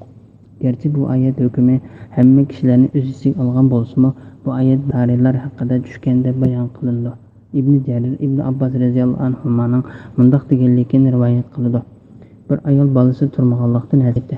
U agar bir bolasi yashab qolsa, uni Yahudi dinida qilish uchun o'ziga va'da qildi. U baliq bo'lgandan keyin bolasini Yahudiy qildi. Nazir jamoati Yahudi dinidan qovlab chiqarilganda ularning ichida ansarlarning bolalari bor edi. Shuning bilan ansariylar biz bolalarimizni Yahudilar bilan birga ko'chib ketishga tashlab qo'ymay, ularni ilib qolaylik dedi. Ondan Alloh taolo bu oyatni nozil qildi. Dinda uning kirishga zo'rlash yo'qdir. Hidoyat gumrohlikdan aniq ayrildi. Ammo Ahmadning Anas radhiyallohu anhudan rivoyat qilingan payg'ambar alayhissalomning bir kishiga musulmon bo'lgin desa, u kishi men islomni yomon ko'raman deganda, payg'ambar alayhissalom islomni yomon ko'rsangmi musulmon bo'lgan degan hadisni islomga kirishni majburlaganligining qatoridan emas. Aniqki payg'ambar alayhissalom uni islomga kirishga majburlamadi, islomga chaqirdi xolos. Ondan u, ya'ni u kishi islom dinini qabul qilmaydiganligini, balki uni yomon ko'rdiganligini aytganda payg'ambar alayhissalom sen yomon ko'rsang bo'lgan, Alloh sening niyatingni yaxshilab ixlos ato qilg'ay deganligidir. Alloh taoloni bor va bir deb bilish aqidasi nihoyatda mahkamligi to'g'risida. Kimki tog'ut, ya'ni Allohdan boshqa barcha ma'budni inkor qilib Allohga iymon etadigan, u sunmas maqom bo'ladi. Alloh bandalarining so'zlarini anglab turg'uchidir, ishlarini bilib turg'uchidir. Ya'ni bir kishi butlarni va shayton Alloh taoloni qo'yib qirgan narsalarni tashlab, Alloh taoloni bor va bir deb bilib uningga ibodat qilsa va uningdan boshqa ibodatga loyiq zotning yo'qligini guvohlik berib sunmas mahkam tutgan bo'ladi. Ya'ni u haqiqatda o'rnak qilishga tegishli to'g'ri yo'l bo'lgan bo'ladi. Allohga iymon etilgan u sunmas mahkam bo'ladi. Alloh bandalarining so'zlarini anglab turg'uchidir. Ya'ni haqiqatan u dindagi nihoyatda ching bir tutqiga o'xshash kuchli bir engush. Shu Alloh mundoq deydi. Allohga iymon etilgan u sunmas mahkam tutqini tutgan bo'ladi. Mujohid mundoq dedi. Oyatdagi nihoyatda mahkam tutqan iymon maqsad qilindi. Suddi uningdan islom maqsad qilindi dedi. İmam Ahmed Qays ibn Ubadaning mundoq deganligini rivoyat qiladi. Men u yerga yuzidan taqvolikning alomatlari chiqib turgan bir kishi kelib, masjidga kirib, yengilligini iqdi.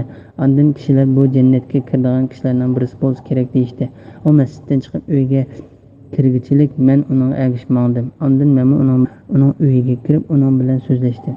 U mendan qo'rqinmag'idek bo'lganda men uningga sen masjid tarafga kelayotganingda kishilar sen to'g'rida so'zlarni qilishdi dedi. O subhanalloh, bir kishining o'z bilmaydigan narsasida so'zlash yaxshi emas. Mening uchun ularni shundoq deydigan so'zlar beray. Men payg'ambar alayhisalom zamonasida bir tush ko'rib, uni payg'ambar alayhisalom deb bergan edim. Men tushimda o'zimni bir yeshil bosdim deb, o bostalikning yeshilligini, uning kengirligini, uning o'tirida bir temir to'rikning borligini, o to'rikning tegi yerda, uchi osmonda bo'lib, uning uchi tutqining borligini sifatlab berib, ondan menga bu to'rikning ustiga chiqqan deyildi. Men chiqa olmayman dedim. Onda mening qishim bir yaxshi kishi keldi. O yaxshi kishi xizmat uning orqamdan kiyimimni ko'tarib menga to'rikka chiqqan dedi. Onda men chiqdim, hatta tutqinimni tutdim.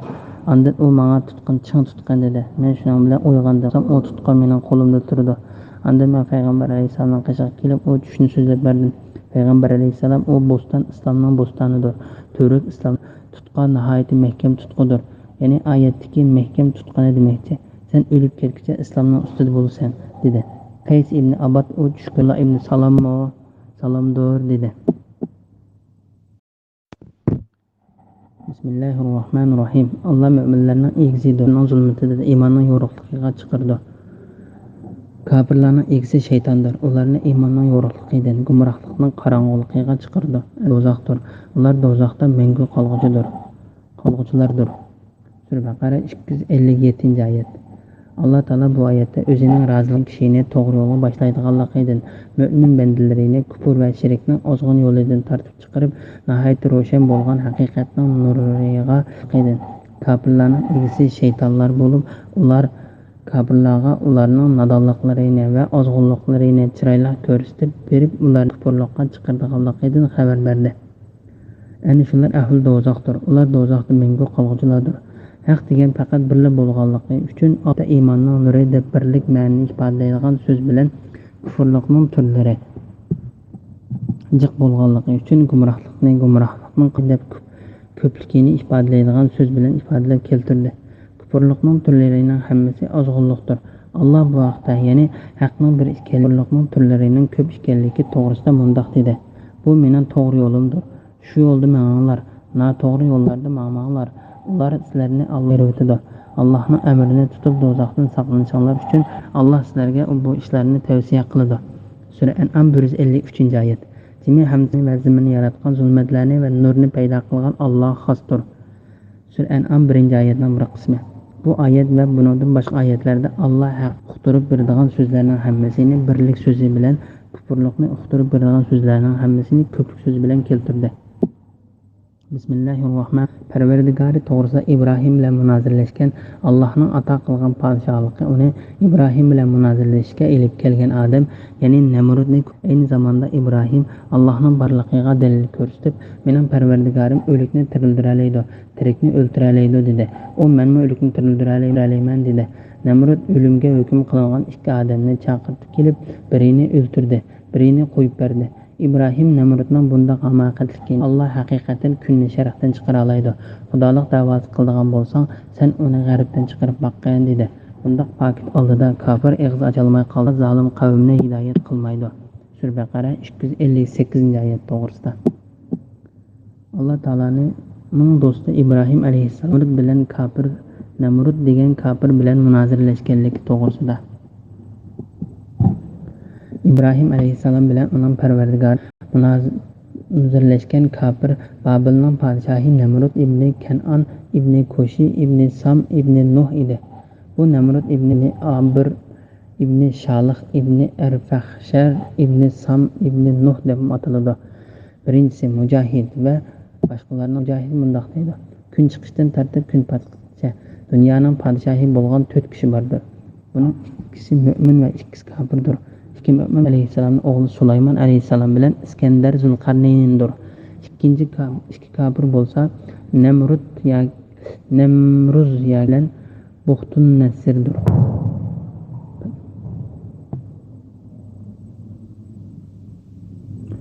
Parvardigori kim bilan munozirlashgan?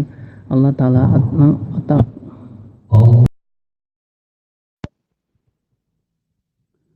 Parvardigori Ibrohim bilan munozirlashgan. Allohning ato qilgan podshohligi uni Ibrohim bilan munozirlashishga ilib kelgan odam, ya'ni Namrudni ko'rdingmi? Ey Muhammad, sen Parvardigoring haqida Ibrohim alayhissalom bilan munozirlashgan kishini ko'rmadingmi? U kishidan keyin Fir'avn odamlariga men o'zimdan boshqa yana bir ilohning borligini bilmayman. Qasas 38-oyat. Deganga o'xshash u o'zidan boshqa bir ilohni tanitdi. Uning bu darajada haddidan ishib ketishiga va kufrlik qilishiga uning takabburligi va uzun muddat podsho bo'lib turishi sabab bo'ldi. Ibrohim alayhissalomdan u ishonishga chaqirayotgan Parvardigorning borligiga pok talab qilganda Ibrohim alayhissalom mundoq dedi: "Mening Parvardigor tirildiraydi, tirikni o'ltiraydi." Ya'ni sen ko'rib turayotgan barliq narsalarning yo'qligidan barliqqa kelishi va barliqdan yo'q bo'lib bu ishlarni o'z ixtiyori bilan qilayotgan bir zotning borligiga ro'shan bir pokitdir.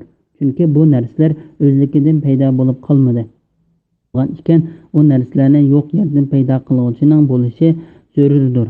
U bo'lsa sherik yo'q tanho ibodatni uningga qilishga men Parvardigorimdir. Ondan Namrud mundoq dedi: "Menmi o'likni tirildira olmayman, tirikni o'ltira olmayman."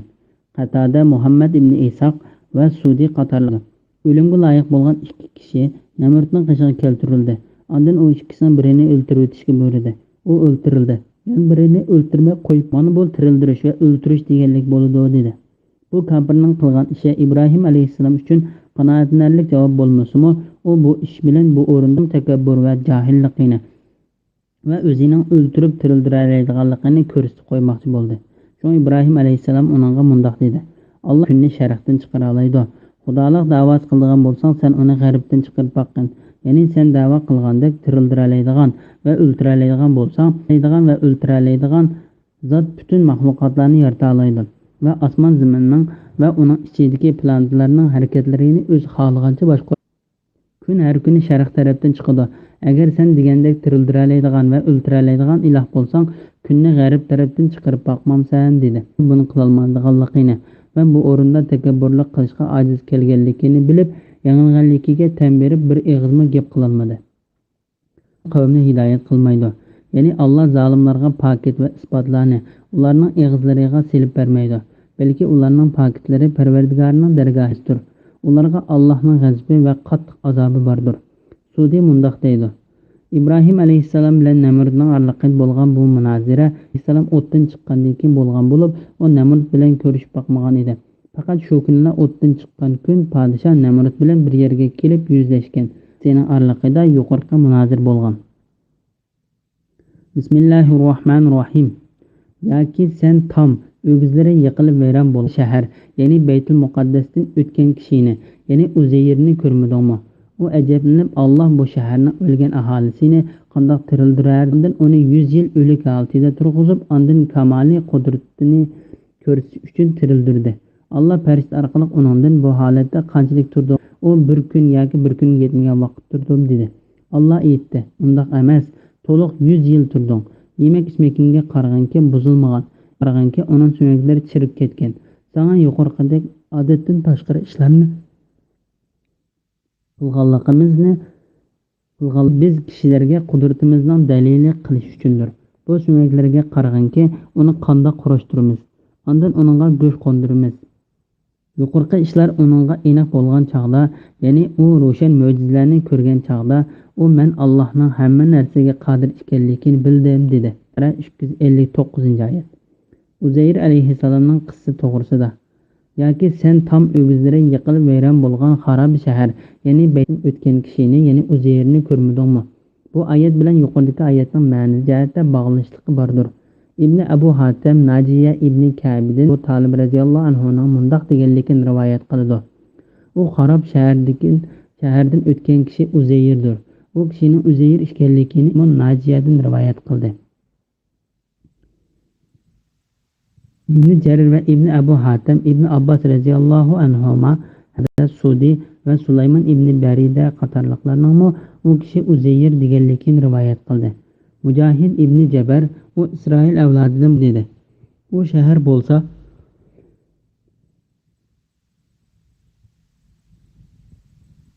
Baytul Muqaddasdir. Buxtun Nasri vayron qilib va u yerdagi odamlarning hammasini o'ldirib bo'lgandan keyin u yerdan o'tgan edi. O'zlari yiqilib vayron bo'lgan xarob shaharni. Ondan u buning katta bir hashamatli qurilishi bo'lib, keyin vayron bo'lganligini ko'rib o'ylanib turib, Alloh bu shaharning o'lgan aholisini qandoq tirildirar? Uning bundoq deyishi uning shaharning haddidan ziyod vayron bo'lganligini va uning burungi asliga qamonligidan bakliroqligini ko'rganlik uchundir. Allah uni 100 yil o'lik holida turg'izib, ondan kamoli qudratini ko'rsatish uchun tirildirdi. Uzayr o'lib 70 yildan keyin burunqidek holat avod qilindi. Uningda o'ltirishli oilalarmi ko'payib qoldi. İsroil avlodlarimi uningga qaytib keldi. Uzayrni o'lib ketgandan keyin tirildirib, o'rnida qo'zg'alganda Allah uningga badanni qandoq tirildirganligini ko'rsatish uchun birinchi bo'lib uning ikki ko'ziga jon, uning butun badaniga jon kirgizilib bo'lganda Allah farishta orqali uningga bu holatda qanchalik turdiğini deb so'radi. Olimlar mundoq deydi. Allah Uzayrning jinnini oldi. Ondan uni tirildirganda kun qayrilgan edi. U kunning kirib ketmaganligini ko'rib, u men o'lib qolgan kunning o'zida gumon qilib, kun yoki bir kun yetmagan vaqt turdim dedi. Aytishlar qaraganda uning bilan birga uzum, anjur va meva suyi bor edi. Meva suyining buzilib ketmagan, mevalarning sesib qolmaganligini ko'rdi. Eshkinga qaraganki uning suyaklari chirib ketgan. Ya'ni Allohning uni qandoq tirildirganligiga qarab yuqoridagi odatdan tashqari ishlarni qilganligimiz seni biz kishilarga qudratimizning dalili qilish uchundir. Ya'ni qiyomatning haq ekanligini pokit qilamiz. Qaraganki uni qandoq qurashtiramiz. Ya'ni biz suyaklarini jamlaymiz. Ondan o'zaro qurashtiramiz. Ondan uningga go'sht qo'ndiramiz. Suddi bundoq deydi. Uning eshkining suyaklari uning o'ng va so'l tarafida chechilib turadi. U suyaklar oqarib ketganlikdan paqirib turadi. Ondan Allah bir shu yerdagi chechilib ketgan suyaklarni bir yerga yig'di. Ondan har bir suyakni o'zining o'rniga qurashtirdi. Shuning bilan u go'shi yo'q suyakdan bo'lgan bir eshakka aylandi. Ona go'sht, pay, tomir va teri qo'ndirdi. Allah bir farishtani avatdi. Ondan u farishta eshakning burnidan puvladi. Ondan Alloh taolaning izni bilan uning jon kirib ağrıdı. Bu ishlarning hammasi Uzayrning ko'z oldida bo'ldi. Bu ishlarning hammasini u o'z ko'zi bilan ko'rib, uning ishongan holda mundoq dedi. Ishlar uningga aniq bo'lgan chaqda, ya'ni u ro'shan mo'jizalarni ko'rgan chaqda, u men Allohning hamma narsaga qodir ekanligini bildim dedi. Ya'ni men buni shaksizki men uni o'z ko'zim bilan ko'rdim. Men bu ishni mening zamonimdagi kishilardan yaxshiroq bilaman.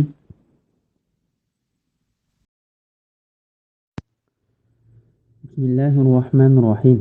O'z vaqtida Ibrohim Parvardigorim o'liklarni qandoq tirildiroladiganligini men ko'rsatgan dedi. Alloh o'liklarni tirildiroladiganligimga ishonmadingmi dedi.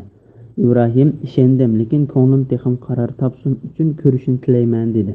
Alloh aytdi: Qushdan 4 ni olgan, ularni o'zingga to'plagan, ya'ni ularni parchalab go'shtlari bilan paylarini aralashtirgan. Ondan har bir taqovlardan bir bo'lakni qo'ygan. Ondan ularni chaqirgan. Sening oldin ular chopsan keladi. Bilginki Alloh g'olibdir, hikmat bilan ish qiluvchidir. Sura Baqara 2-oyat. İbrahim alayhissalomning Parvardigordan o'likni qandoq tirildiroladiganligini ko'rsatib qo'yishni so'rganlik to'g'risida. Adam alayhissalomning buni so'rganligi to'g'risida nurg'unlagan sabablarni bayon qildi. Bu sabablarning biri u Namrudga "Mening Parvardigorim o'likni tirildiroladi" degan vaqtda buni o'z ko'z bilan ko'rib, bu haqda nihoyat ishonchli faktga erishishni orzu qilib mundoq dedi. O'z vaqtida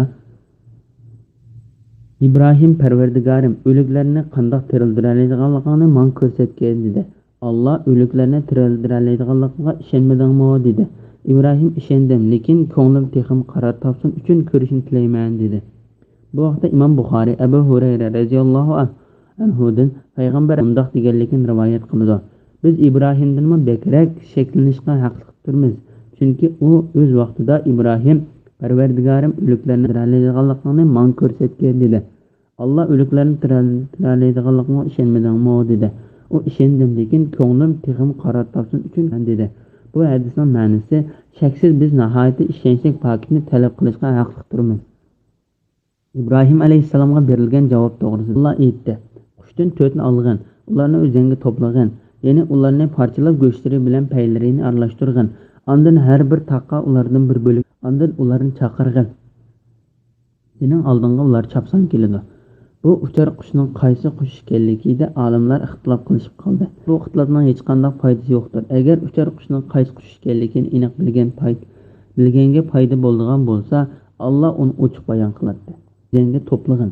Bu oyatning ma'nosi haqida Ibn Abbas radhiyallohu anhuma, Ikrama, Said ibn Jubayr, Abu Malik, Abu Aswad, Vahib ibn Munabbah, Sudi va boshqalar mundoq deydi. Ya'ni u qushlarni parchalagin. Ondan olimlar mundoq deb bayon qildi.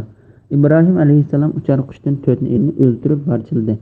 Ularning tuklarini yo'ngdab, ularni titma qilib bir-biriga aralashtirdi.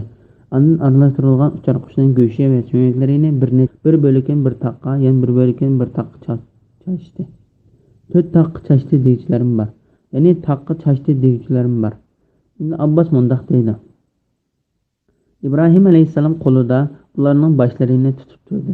Ondan Allah uni taqqa chachqan uchar qushning parchalaridan chaqirdi. U ularni Alloh uni buyurgandek usul chaqirdi. Ondan u tuklarning tukka, qonning qonga, go'shtning go'sht qo'shilganligini va har bir uchar qushning parchalari bir-biri bilan tutishib o'zining aslidagi shaklga kelganligini ko'rishga boshladi. Ular texmi yaxshi ko'rilish uchun oldiga uchmay minib keldi. Har bir qush İbrahim Aleyhisselamning qo'lidagi beshini olg'ili uning oldiga kelishga boshladi. Agar İbrahim Aleyhisselam uningga o'zining beshini bersa, u qush uningga unimidi. Agar u uningga o'zining beshini bersa, u Alloh taolaning qudrati bilan jismini qurashtirib qoldi. Alloh g'olibdir, hikmat bilan ish qilguchidir. Uni hech qanday narsa yengilmaydi. U xohlagan har qanday narsa hech bir chunki u nihoyatda qudratlidir. Hamma narsani o'z bo'ysundiruvchidir. Ya'ni hamma narsani o'ziga bo'ysundiruvchidir. U o'zining ishlarida, so'zlarida va yo'l qo'ygan ishlarida hikmat bilan ish qilguchidir. Ishondim, lekin ko'nglim texim qaror topsin uchun ko'rishni tilayman. Abdurazzaq ibn Abbas radhiyallohu anhuning mundoq deganligini rivoyat qildi. Mening qarashimcha Qur'onda bu oyatdan boshqa Allohning rahmati bek qilingan oyat yo'qdir. İbn Abu Hatim Muhammad ibn Munkadirning mundoq deganligini rivoyat qildi. Ibn Abbas Abdullah ibn Amr ibn Alib sening qarshingcha Qur'on ichida qaysi oyat Allohning rahmatini bek umid qilindi dedi. Abdullah ibn Amr Alloh taolaning ey Muhammad mening tilimdan aytqinki gunohlarni qilaverib o'zlariga jinoyat qilgan bandalarim Allohning rahmatidan umidsizlanma. Alloh haqiqatan xohlagan odamning jimi gunohlarini mag'firat qiladi. Shubhisizki Allah nihoyat mag'firat qiluvchidir, nihoyat mehribondir. Sura Zumar 53 degan oyatda deb javob berdi. Ibn Abbas men Alloh taolaning o'z vaqtida Ibrohim Parvardigorim o'liklarni qanday tirildiroladiganligini men ko'rsatgan dedi. Allah o'liklarni tirildiroladiganligiga ishonmadingmi dedi. İbrahim ishondim degan oyatda Alloh taolaning rahmati bak umidlirakmikin deyman dedi. Allah İbrahim alayhissalomning ishondim degan oyatiga rozi bo'ldi. Bu oyat shaytonning kishilarning dilida paydo qilgan vasvasasini yo'qotish uchundir. Bismillahirrohmanirrohim. Allohning yo'lida pul melini sarf qilganlarning sarf qilgan narsasi yerga tirilib 7 boshoq chiqargan, har bir boshqida 100 dan tutgan donga o'xshaydi. Allah xohlagan bandasiga asli savob berdi. Allohning marhamati cheklik emas, kengdir. Allah mol sarf qiluvchining niyatini bilchidir. Sura Baqara 361-oyat. Allohning yo'lida sarf qilgan pul molga beriladigan savob to'g'risida.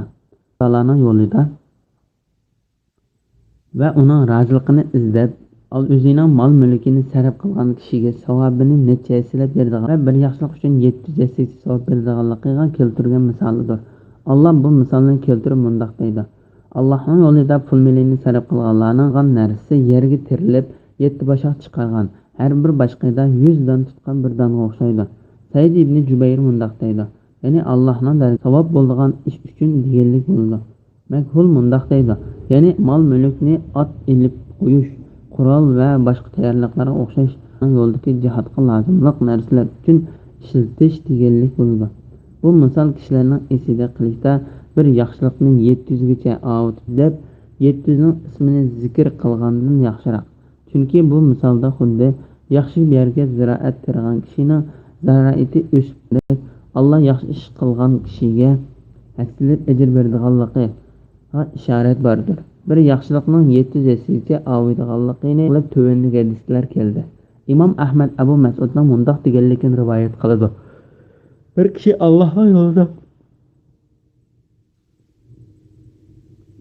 Allohning yo'lida burniga chuluk o'tkazib qo'ygan bir tugini sadaqa qildi. Ondan payg'ambar alayhisalom qiyomat kuni burniga chuluk o'tkazilgan 700 tug bo'lib keladi dedi. İmam Müslimning rivoyatida payg'ambar alayhisalom uningga buning uchun sana qiyomat kuni 700 tug. İmam Ahmad Abu Hurayra radhiyallohu anhuning payg'ambar alayhisalomning mundoq deganligini rivoyat qildi. Adam balasining ro'za tutgandan boshqa amal ibodat nechasigacha ko'paytirib berildi. Bir yaxshilikqa 10 hatto 700 gacha savob beriladi. Allah xalqin bo'yicha ko'paytirsa, ro'za to'g'risida Allah mundoq deydi. Ro'za tutganning savobi men uchundir. Uning mukofotini o'zim beraman. U meni deb oziqlanish va jinsiy munosabat o'tkazishdan ro'za tutgan kishi uchun ikki xushallik bor. Biri xushallik iftor qilganda, yana bir xushallik qiyomat kuni o'zining Parvardigori bilan uchrashganda. Shekin kishining og'zining purqi Allohning dargohida shiparning purqidan xushpuroq turadi. Ro'za do'zaxdan to'sib turadigan pardadir. Allah xalqqa sizga savob beradi. Ya'ni u sizlar berish qilgan amal ibodatga ixlosga qarata bo'ladi. Allohning marhamati cheklik emas, kengdir. Allah mol sarf qiluvchining niyatini bilguchidir. Uning marhamati uning maxluqotlaridan jiqdir. U marhamatga haqli kishini va haqsiz kishini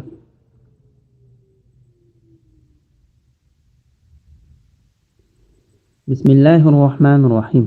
Pul malini Allah yo'lida sarf qiladigan, orqasidan uningga minnat qilmaydigan va xayr-saxovatga erishganlarni ranjitmaydigan kishilar Parvardigorning dargohida savob topadi. Ularga qiyomat kuni qo'rqinch va g'am qo'yib bo'lmaydi. Yaxshi so'z va kechirish keyin arziyat yetkazadigan sadiqadan afzaldir. Allah bandalarining sadiqasidan behojatdir. Ya'ni amirga xilof qilganlarni jazolashga aldirib ketmaydi. Ey mu'minlar, pul malini kishilarga ko'rsatish uchun sarf qiladigan, Allohga va oxirat kuniga iymon keltirmaydigan kishining qilgan amalini bekor qilayotganiga o'xshash bergan sadiqanglarni minnat qilish va arziyat yetkazish bilan bekor qilayotmanglar. Bundaq pul malini boshqalarga ko'rsatish uchun sarf qiladigan odam xuddi to'p ustiga to'pchang qo'nib qolgan. Qattiq yomg'irib burunqidek bo'lib qolgan siliq toshga o'xshaydi. Ular qilgan amallari uchun oxiratda hech qanday savobga ega bo'la olmaydi. Allah kafir qavmni hidoyat qilmaydi. Baqara 262, 263, 264 oyat to'g'risida. Qilgan sadiqasiga minnat qilish va arziyat yetkazishdan to'sqin. Alloh taolo bu oyatda o'zining yo'lida mol-mulkini sarf qilgan, o'zlari sadiqa bergan kishilarga rahmat, kishilarga qilgan yaxshiliklar uchun harakatlari bilan minnat qilmagan kishilarni madiylaydi. Ranjitmaydigan kishilar, ya'ni ular o'zlari yaxshilik qilgan kishilarga qilgan yaxshilikni bilgan darajada arziyat bermaydi. Ondan Alloh taolo ularning shunda qilganligi uchun ularga nihoyat ko'p mukofot va'da qilgan bo'lib, mundoq deydi. Parvardigorining dargohida savob topadi. Ya'ni ularning yaxshi ishlariga mukofot berish boshqa birisining qo'lida emas, balki Allohning qo'lidadir. Ularga qiyomat kuni qo'rqinch va g'am qo'yib bo'lmaydi. Ya'ni ularning oldida keladigan qiyomatning qo'rqinch ishlaridan g'am qilmaydi deganlik bo'ladi. Ular bol chaqinlari va mol-mulklarini dunyoda qoldirib ketganligi uchun hasratlanmaydi.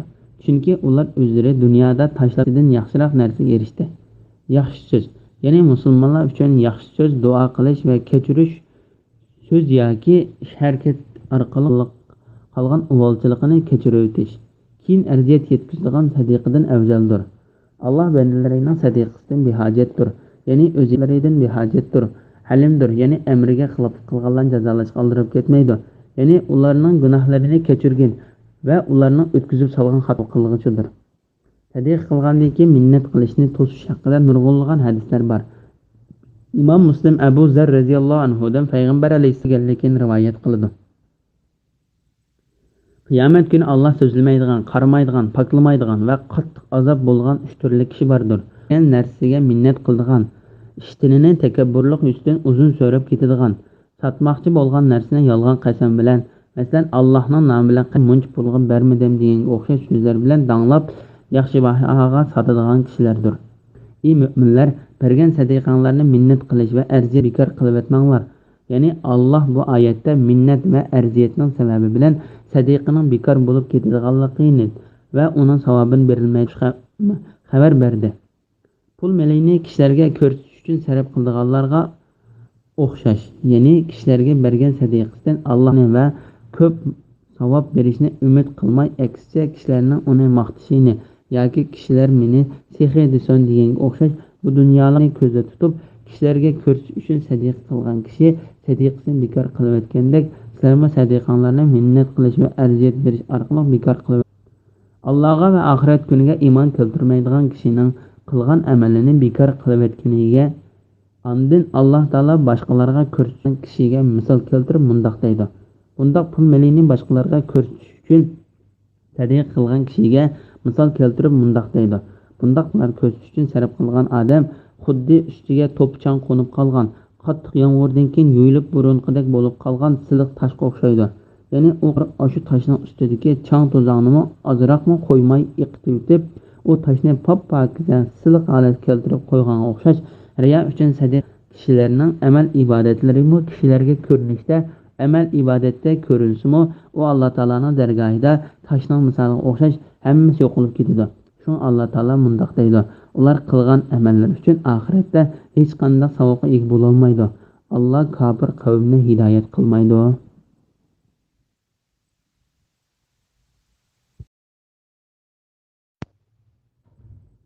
Bismillahirrohmanirrohim.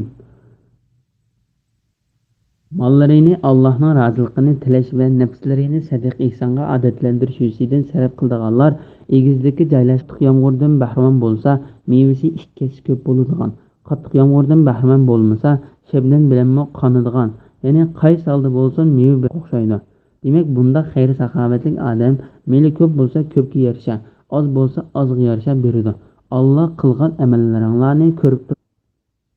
Sura Baqara 265-oyat.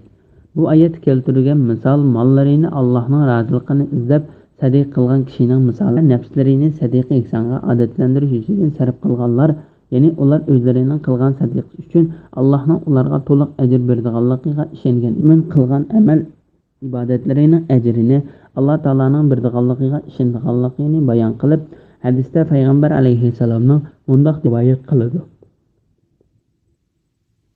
kimki Ramazonning ro'zasini, u ro'zini Alloh tarafidan buyurilganligiga ishongan, savobini Alloh taoladan umid qilgan holatda tutsa, uning ilgari qilgan gunohlari kechirilib ketadi. Egizlikka joylashgan, qattiq yomg'irdan bahramand bo'lsa, mevasi ikki hassa ko'p bo'lgan, qattiq yomg'irdan bahramand bo'lmasa, shabnam bilanmi qonadigan, ya'ni qaysi holda bo'lsin meva beradigan bir. Ko'plagan olimlarning ko'z qarashicha bu yer yuzidan egiz ko'tarilib turadigan tubsiz yerdagi bog'dir. Ibn Abbos bilan Zakhak uningda o'stanglar eqib turadigan bog' deb o'stanglarni qo'shib qo'ydi. Shabdan bilanmi qonadigan, ya'ni bu bog' shu yaxshi tuproqqa bo'lganlik ketmaydi. Chunki uningga qattiq yomg'ir yog'ib suv kelmasimi, azroq shabnamdek o'lmo yetarli bo'ladi.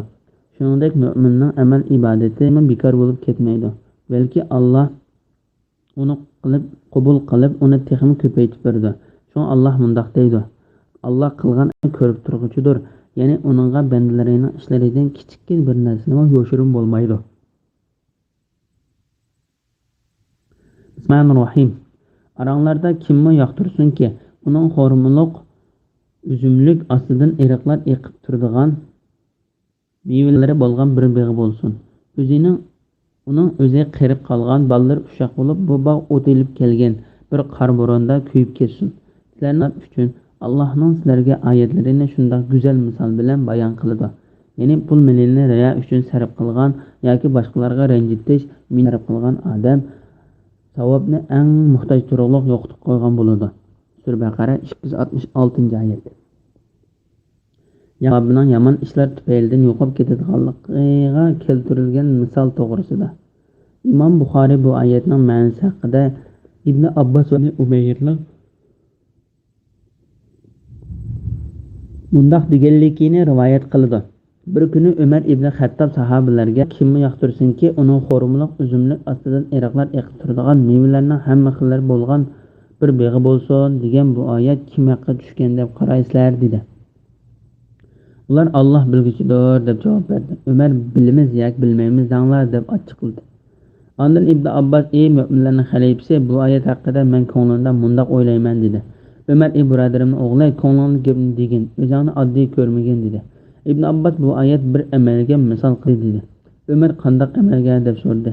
Ibn Abbos Alloh taologa amal ibodat qilish bilan bo'lgan. Ondan Alloh taolo uningga shaytonni avatsa, u shaytonning yomon ishlarni qilgan. Shuning bilan uning qilgan amal ibodatlarining hammasi bekor bo'lib ketgan bir kishi uchun keltirilgan misol dedi. Bu hadis bu oyatning uning kelgan avval yaxshi ishlarni qilib, ondan yomon ishlarni qilish orqali burungi yaxshi ishlarini yomon ishlar bilan tegishib etgan kishining misol uchun bayon qilib keldi. Adam bizning amallarimizni undaq bo'lib qilishdan panoh tilaymiz. Bu hadis ya'ni o'zining yomon ish bilan burungi yaxshi ishini bekor qilib o'tgan, burungi yaxshi amalining savobiga muhtoj bo'lgan, eng qiyinchilik ahvolda uning erishalmagan kishining misollarini tushuntirib berdi. Uning o'zi qirib qolgan, bolalari ushoq bo'lib, bu bog' o't elib qor bo'ronda kuyib ketsin. Ya'ni bu bo'ron uning mevalarini ko'ydirib o'tgan va daraxtlarini qumurib o'tgan bo'lsa, uning holi qanday bo'lib ketadi? Ibn Abbos radhiyallohu anhuning mundaq deganligini rivoyat qildi. Alloh nihoyat yaxshi misollarni keltiruvchidir. Alloh yaxshi misoldan birini keltirib mundaq deydi. Aranglarda kimni yoqtirsinki, uning xo'rmiliq, uzumlik astidan eriqlar eqib turadigan mevalarning hamma xillari bo'lgan bir beg'i bo'lsin. Ya'ni uning o'zi qirib qolganda ayrilib qoldi. Ya'ni u qirganda uning bolchaqlari tegi kichik, kuchuk yetmagan holatda edi. Ondan uningga o't aralash shamol kelib, uning beg'ini ko'ydirib o'tdi. Burunqidek bog' yetishtirish uchun put-qo'llarida mag'dur qolmagan edi. Uning bolchaqlarining ichidami birarsining bu bog'ni yetishtirishga qurbi yetmadi. U bu bog'qa meva tikib, uni qayta yetishtirish uchun uningga kuch-quvvat qolmagan yoki u avod qilolmagan bog'ni uning bolasi yetishtirish uchun uning izbosar bo'lolmaydigan. U bog'qa nihoyat ehtiyojli chog'da u bog'ning mevasi kuyib ketib, u bog'qa bekor bo'lib ketganga o'xshash qiyomat kuni kofirmi Alloh tarafiga qaytarilganda u o'ziga asqatqudek biror yaxshilik topolmaydi. U Alloh taolaning jannatiga eng ehtiyojli vaqtida uningdan quruq qoladi. Shuningdek, Hakim payg'ambar alayhissalomning duoda buni rivoyat qildi. Ey Alloh, men qirgan vaqtimda va umrimning oxirida menga rizqimni kengri qilib bersang. Sizlarning o'ylanishinglar uchun Alloh sizlarga oyatlarini misol bilan bayon qildi. Ya'ni pul milini riyo uchun sarf qilgan yoki boshqalarga ranjitish, minnat qilish bilan sarf qilgan odam savobini eng muhtoj turug'liq yo'qdir. Ya'ni misollarni tushunib, ulardan maqsad qilingan ma'nolarni bilishinglar uchun Alloh shundoq bayon qilib berdi. Alloh bu vaqtda mundaq deydi: biz insonda ularning zehniga yaqinlashtirish uchun bayon qilgan bu tamsillarni faqat olimlarlar tushuna oladi. Sura Ankabut 43-oyat. Bismillahirrohmanirrohim. Ey mu'minlar, sizlar erishgan narsalarni, sizlarga zamindan chiqarib bergan narsalar, ya'ni ochliqlar, mevalarning yaxshilaridan sadaqa qilinglar. O'zinglarni faqat ko'zinglarni yumib turib oladigan nacharlarini ilg'ab sadaqa qilmanglar. Bilinglarki, Alloh bundaq sadaqanglardan behojatdir, hamdagi loyiqdir. Shayton sizlarni faqirlikdan qo'rqitadi, yomon ishlarga, ya'ni bexillikqa zakot buyuradi. Alloh sizlarga o'z mag'firatini va fazlini va'da qiladi. Allohning marhamati kengdir, u hammani bilib turg'uchidir. Hikmatni, ya'ni yaxshi amaldan foydali ilmni xalqan bandasiga ato qiladi. Hikmat ato qilingan odamga ko'p yaxshilik ato qilingan bo'ladi. Faqat aqlli odamlarla buningdan pand. Sura Baqara 267, 268, 269-oyat. Alloh yo'lida pok va halol molni ishlatishga rag'batlantirish to'g'risida. Alloh mu'min bandalarini Alloh yo'lida sadaqa qilishga buyurdi. Ibn Abbos mundaq deydi: ularga rizq qilib bergan mollarning va ularga zamindan o'stirib bergan mevaning eng pok, halol va eng asllaridan sadaqa qilishga buyurdi. ularni u molning nacharlaridan sadiqa qilishdan to'sidi. Chunki Alloh pokdir, poklikdan boshqalmaydi. O'zinglarmi faqat ko'zinglarni yumib turib oladigan nacharlarini ilg'ab sadiqa qilmanglar. Ya'ni nacharini berishni o'ylamanglar. Agar nachar berilgan bo'lsa, sizlar uni ko'zinglarni yumib olsanglar olasizlar. Bo'lmasa olmaysizlar. Alloh sizlarning shu nachar narsalaringlardan behojatdir. Sizlar Alloh yo'lida o'zinglar yaxshi ko'rmaydigan narsani sadiqa qilmanglar. Alloh taolaning o'zinglarni faqat ko'zinglarni yumib turib oladigan nacharlarini ilg'ab sadiqa qilmanglar. Oyatining ma'nosi halol molni qo'yib harom moldan sadiqa qilmanglar deganlik bo'ladi degan ko'z qarashlarmi bor. İbn Jarir Bara İbn Azibning Alloh minlar sizlar erishgan narsalarning va biz sizlarga zimindan chiqarib bergan narsalar, ya'ni ochliqlar, mevalar Allohning yaxshilaridan sadiqa qilinglar. O'zinglarmi faqat ko'zinglarni yumib turib oladigan nacharlarini ilg'ab sadiqa qilmanglar degan oyatining ma'nosi haqida mundaq deganligini rivoyat qiladi. Bu oylar haqida tushgan. Ansariylar xurmoni yig'adigan kunlarda xurmolikdan xurmalarini soplari bilan elib chiqib, uni payg'ambar alayhissalomning masjiddagi ikki to'rikning oraliqidagi arg'amchiga esib qo'yadi. Undan muhojirlarning faqirlari yeydi. Ondan ularning ichidan birisi durust bo'ladi degan gumon bilan yigitchak xurmoni shexi bilan yaxshi xurm bilan birga esib qo'ymoqchi bo'lganda Alloh bu oyatni nozil qildi. Nacharlarini ilg'ab sadiqa qilmanglar. Ali ibn Abu Talha ibn Abbas radhiyallohu anhumaning mundaq deganligini rivoyat qiladi. Agar sizlarning bir odamdan bir narsanglar bo'lsa, uni o'tarroq bir narsani ilib kelgan bo'lsa, sizlar uningga rozi bo'lmaysizlar va uni yaxshisini o'rniga olmaysizlar. Bu Alloh taolaning o'zinglarni faqat ko'zinglarni yumib turgan oyatning ma'nosidir. Ya'ni sizlar o'zinglar rozi bo'lmaydigan narsani qandoq menga ravo ko'rdinglar? Sizlarning ustinglardagi haqqim sizlarning eng yaxshisi va eng eslamasmi? Bu oyatning ma'nosining mushundoq bo'lganligini Ibn Abu Hatim va Ibn Jarir rivoyat qildi. Ibn Jarir alış ko'rgan narsanglardan sarf qilmoqcha, ya'ni mollaringlarning yaxshisini sadiqa qilmoqcha, hargiz yaxshilikqa, ya'ni jannatga erisholmaysizlar. Sura Al-Imron oyatining bir qismi degan oyatning ma'nosi bilan o'xshash degan so'zni qo'shib qo'ydi. Alloh bunday sadiqanglardan behojatdir. Hamdagi loyiq Alloh sizlarni sadiqa qilishga va u molning yaxshisidan sadiqa qilishga buyursimi, u sizlarga sadiqanglardan behojatdir. Sadiq qilishga buyurishinglar faqat bir qirning barobar yashashi uchundir. Bu oyatning ma'nosi Alloh taolaning tövendagi oyatining ma'nosiga o'xshashdir. Allohga ularning go'shtlari yetib bormaydi. Alloh yetig'ini faqat sizlarning taqvodorliginglardir. Sura Haj 37-oyatning bir qismi. Ya'ni u o'zi xatlaridan behojatdir, ammo uning hamma maxluqotlari uningga muhtojdir. Uning marhamati bek kengridir. Uning ilkidagi yaxshilik tugab qolmayshi, halol pul bilan topgan mol mulkidan sadiq qilgan bo'lsa, u bilib qo'ysinki, shaksiz Alloh nihoyat boydir, ko'plab berguchidir va nihoyat sexidir. Uning bergan kichik sadiqasining natijasida mukofot berguchidir. Alloh taolo o'zining so'zlarida qilgan va yo'l qo'ygan ishlarida maqtalguchidir. Uning loyiq zot yo'q va uningdan boshqa parvardigor yo'qdir. Sadiq qilgan chog'dagi shaytonning vasvasalari to'g'risida. Shayton sizlarni faqirlikdan qo'rqitadi, yomon ishlarga, ya'ni bexillikqa, zakot bermaslikka buyuradi. Alloh sizlarga o'z mag'firatini va fazlini va'da qiladi. Allohning marhamati kengdir, u urg'uchidir. Ibn Abu Hatim Abdullah ibn Mas'ud radhiyallohu anhudan payg'ambar alayhissalomning mundaq deganligini rivoyat qiladi. Odam bolasining dilida bir o'rin va farishta uchun bir o'rin bordir. Ammo shayton o'z o'rinda uningga yomonlikni va'da qilishga va haqni yolg'onga chiqarishga, ya'ni haqni yolg'onga chiqarishga chaqirdi. Ammo farishta o'z o'rnida uningga yaxshilikni va'da qilishga va haqni rostga chiqarishga chaqirdi. Bu turgan kishi shaksiz o'zining Alloh taolaning haq yo'lda ekanligini bilsin. Alloh taolaga hamd etsin. Shaytonning chaqirig'iga uchragan kishi shaytonning yomonligidan panoh tilasin. Ondan Abdullah ibn Mas'ud bu oyatni o'qidi. Shayton sizlarni faqirlikdan qo'rqitadi, yomon ishlarga, ya'ni bidat bermaslikka buyuradi. Alloh sizlarga o'z mag'firatini va fazilini va'da qiladi. Alloh taolaning marhamati kengdir, u hammani bilib turguchidir. Sizlarni faqirlikdan qo'rqitadi. Ya'ni shayton sizlarga qo'linglardagi mollarni ching tutish uchun sizlarni faqirlikdan qo'rqitadi. Shu sabab bilan sizlar mollaringlardan Alloh rozi bo'lgan ishlarga ishlatmaysizlar. Yomon ishlarga, ya'ni bexillikqa, zakot bermaslikka buyuradi. Ya'ni u sizlarni faqirlikdan qo'rqitib, mollaringlarni uchun ishlatishdan to'sish bilan birga sizlarni gunoh bo'ladigan harom ishlarga buyuruydi.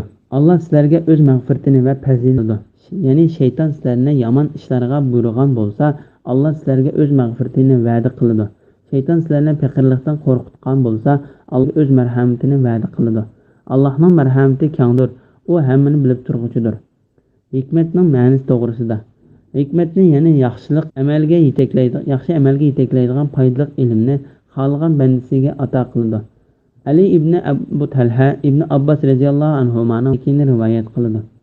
Hikmat deganning ma'nosi Qur'onning ichidagi boshqa oyatning hukmini amaldan qoldirib kelgan, hukm amaldan qoldirilgan, ma'nosi ochiq bo'lgan va ma'nosi ochiq bo'lmagan, burun tushgan va keyin tushgan, halolni, haromni va boshqa hukmlarni bayon qilib kelgan oyatlarni bilish deganlik bo'ladi. Imom Ahmad ibn Mas'ud radhiyallohu anhuning mundaq deganligini rivoyat qiladi. Men payg'ambar alayhisalomning mundaq deganligini angladim. Ikki turli kishiga hasad qilish bo'ladi. Biri Alloh unga pul mol berib, uni yaxshi yo'lga ishlatishga ega qilib qo'ygan kishi. Yana biri Alloh unga hikmat bergan, ondan u hikmat bilan hukm qilgan va unidir. Hikmat ato qilgan odamga ko'p yaxshilik ato qilingan bo'ladi. Faqat aqlli odamlarla bundan pand nasihat oladi. Ya'ni vaz nasihatdan so'zlagan aqlli kishilar foydalana oladi.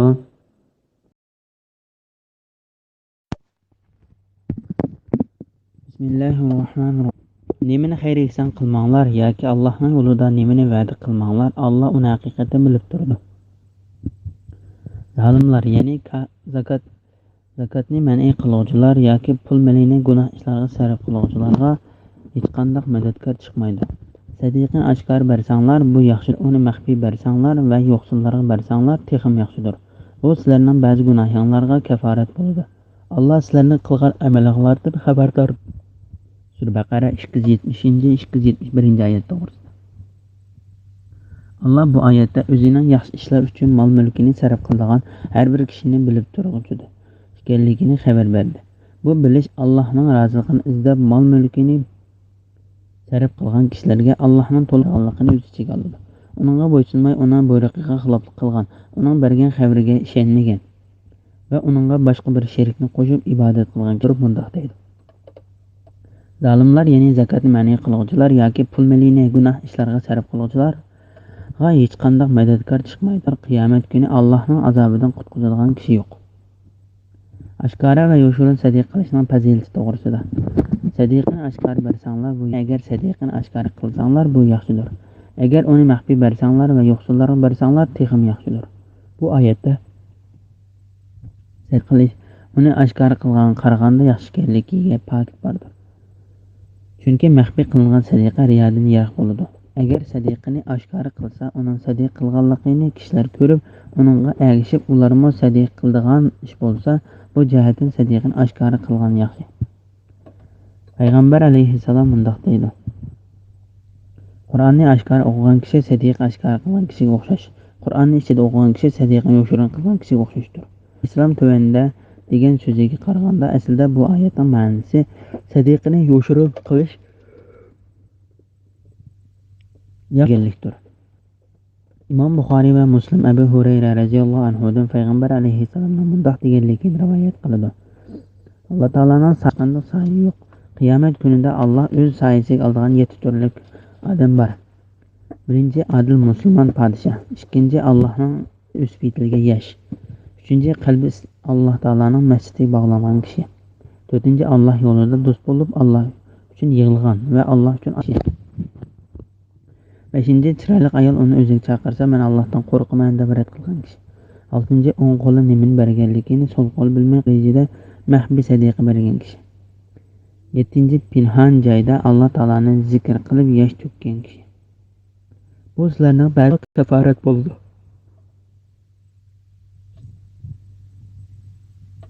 Ya'ni sizlarning qilgan sadiqanglar yoshirin bo'lsa, sizlarning daraja gunohinglar kechirilib, yaxshilikqa erishsizlar. Allah sizlarning qilgan amalinglardan xabardordir. Ya'ni Alloh yo'lida qilgan sadiqadan hech Alloh taoladan yoshirin bo'lmaydi va Alloh uning qarita sizlarga mukofot beruvchidir. Bismillahirrohmanirrohim. Ey Muhammadni hidoyat qilish sening mas'uliyating emas. Sana topshirilgan vazifa faqat kishilarga Allohning vahiysini yetkazishdir. Lekin Alloh xohlagan bandasini hidoyat. Meninglardan nimani xayr ihson qilmanglar, u o'zinglarning foydasi uchundir. Sizlar faqat Allohning roziligi uchunla xayr ihson qilasizlar. Ya'ni xayr ihsonga uchun Allohning roziligidan boshqani ko'z tutmanglar. Meninglardan nimani xayr ihson qilmanglar, sizlarga uning savobi to'liq beriladi. Sizlarga zulm qilinmaydi. Ya'ni qilgan yaxshi amallaringlarning savobi kamaytirilmaydi. O'zini Alloh yo'liga atagan, tirikchilik qilish uchun yiroq joylarga borolmaydigan yo'qsullarga xayr ihson qilinishi kerak. Bolni uqmaganlar ularning narsa tilamganligiga qarab, ularni boy deb gumon qiladi. Ularning chiroyidan toniysan. Cho'qlashib tilamchilik qilmaydi. Meninglardan nimani xayr ihson qilmanglar. Alloh haqiqatan uni bilguchidir. Mollarini kech kunduz yana hamma yo'shurun va oshkor yo'sinda xayr ihson qilganlar Parvardigorning dargohida savob topadi.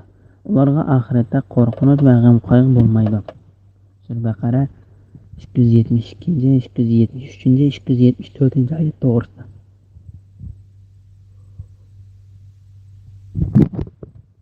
Mushriklarga sadiqa berish to'g'risida. Abu Abdurrahman Nasai ibn Abbas radhiyallohu anhumaning mundaq deganligini rivoyat. Mo'minlar mushriklardan bo'lgan urug' tuqqanlariga bir narsa berish yomon ko'radi. Ondan ular bu to'g'riliq so'raganda ularga ruxsat qilinib bu oyat tushdi. Ey Muhammad, bu sening mas'uliyating emas. Sana topshirilgan vazifa faqat kishilarga Allohning vahiysini yetkazishdir. Lekin Alloh xohlagan bandasini hidoyat qiladi. Meninglardan nimani qilsa, u o'zinglarning foydasi uchundir.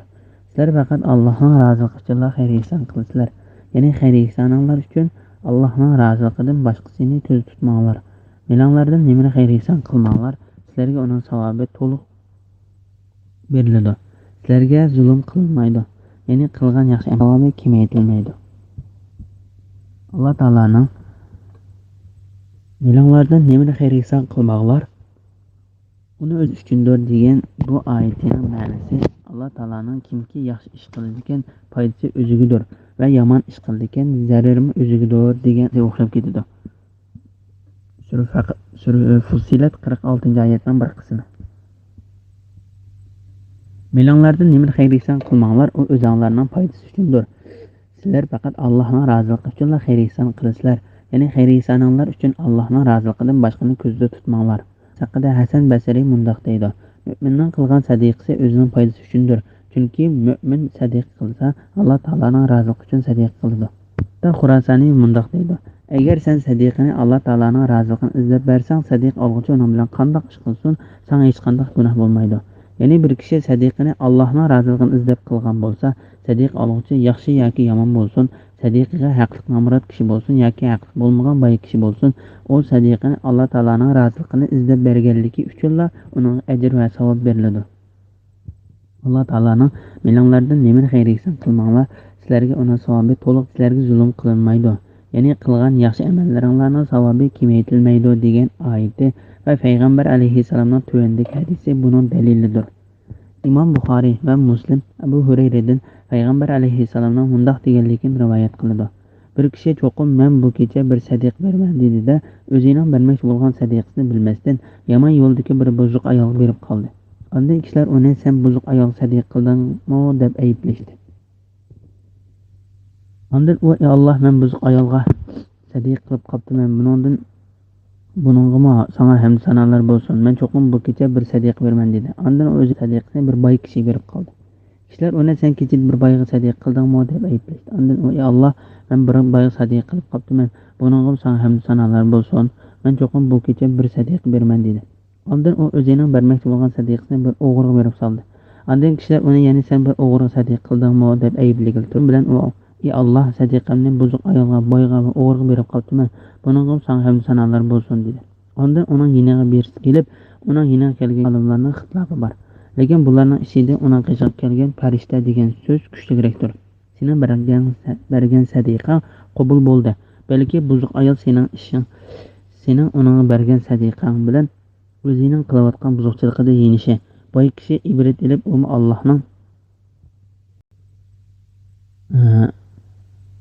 Allohning uning bergan mol mulkidan sadiq berishi. O'g'rimi sening uning bergan sadiqang bilan qilayotgan o'g'irligidan yenish mumkin dedi. Sadiqiga kimning haqqi ishida? o'zini Allohning yo'liga atagan, ya'ni sadiqa, Alloh uning payg'ambari uchun hijrat qilib Madinada turgan, o'zlarining turmushini qamdaydigan yo'li bo'lmagan muhojirlarga haqliqdir. Tirikchilik qilish uchun yiroq joylarga bora olmaydigan yo'qsullarga xayr ihson qilish kerak. Ya'ni ular tijorat qilib yashash uchun safarmi qila olmaydi. Ahvolni uqmaganlar ularning narsa tilmaganligiga qarab ularni boy deb gumon qiladi. Ya'ni muhojirlarning ishlarini va ularning ahvollarini bilmagan kishi kechak va so'z harakatiga sipoyiligiga qarab ularni boymikan deb gumon qiladi. Haqiqiy faqirning qanday bo'lganligi to'g'risida payg'ambar alayhissalom mundoq deydi: bir tal xurma yoki ikki tal xurma, bir luqma yoki ikki luqma taom, bir tishlam yoki ikki tishlam narsaga erishib o'yma-o'y aylanib yuradigan kishi haqiqiy miskin emas. Haqiqiy miskin yetarli narsani topolmagan bo'lsa-mu, kishilar uning shu holga tushib qolganligini sezmaganlikdan uningga sadiqa bermagan va iffetligidan kishilarning birini so'ramagan. Ularning chiroyidan taniysan. Ya'ni aqlli kishilar u faqirlarni ularning iffetlik bo'lishidagi sifatlar orqali taniydi. Kishilarga choplashib bilib tilamchilik qilmaydi. Ya'ni ular bir narsa so'raganda chang turib choplashib olmaydi. Ular o'zlari muhtoj bo'lmagan narsalarga kishilarni avara qilib yurmaydi. Imom Ahmad Abu Said radhiyallohu anhu deganligini rivoyat qiladi. Onam meni payg'ambar alayhissalomning qishig'iga undan bir narsa tilab kelishim uchun avatdi. Shuning bilan men uning qishig'iga keldim. Payg'ambar alayhissalom meni mundoq dedi: bir kishi Allohdan boy bo'lishni so'rasa, Alloh uni boy qiladi. Bir kishi Allohdan iffetli bo'lishni tilasa, Alloh uni iffetli qiladi. Bir kishi kishilardan bir narsa tilashni saqlab, uningga tilaganini beradi. Bir kishi bir necha kilo oshliq yetib olgandek puli bor turib kishilardan bir narsa so'rasa, cheksiz u bir narsa tilashda kishilarga choplashib olgan bo'ladi. Shuning bilan men mening siriq turgan bir necha kilo oshliqdanmi yaxshiroqdir deb payg'ambar alayhissalomdan bir narsa so'ramayla qaytib keldim.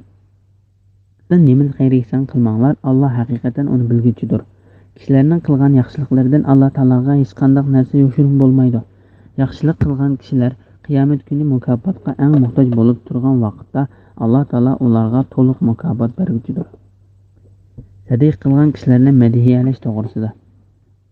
Mollarini kech kunduz, ya'ni hamma vaqt yo'shirib va oshkor yo'shinda xayr ihson qilganlar Parvardigorning dargohida savob topadi. Ularga oxiratda qo'rqinch va g'am qayg'u bo'lmaydi. Bu Alloh taolaning uning yo'lida va uning roziligini izlab kech kunduz va oshkor yo'shirin holatda o'zlarining mollarini sadiq qilgan kishilarni maqtaganligidir. Buning ichiga o'zlarining pul mollarini xotin bola chaqalariga sarf qilgan kishilarni kirdi.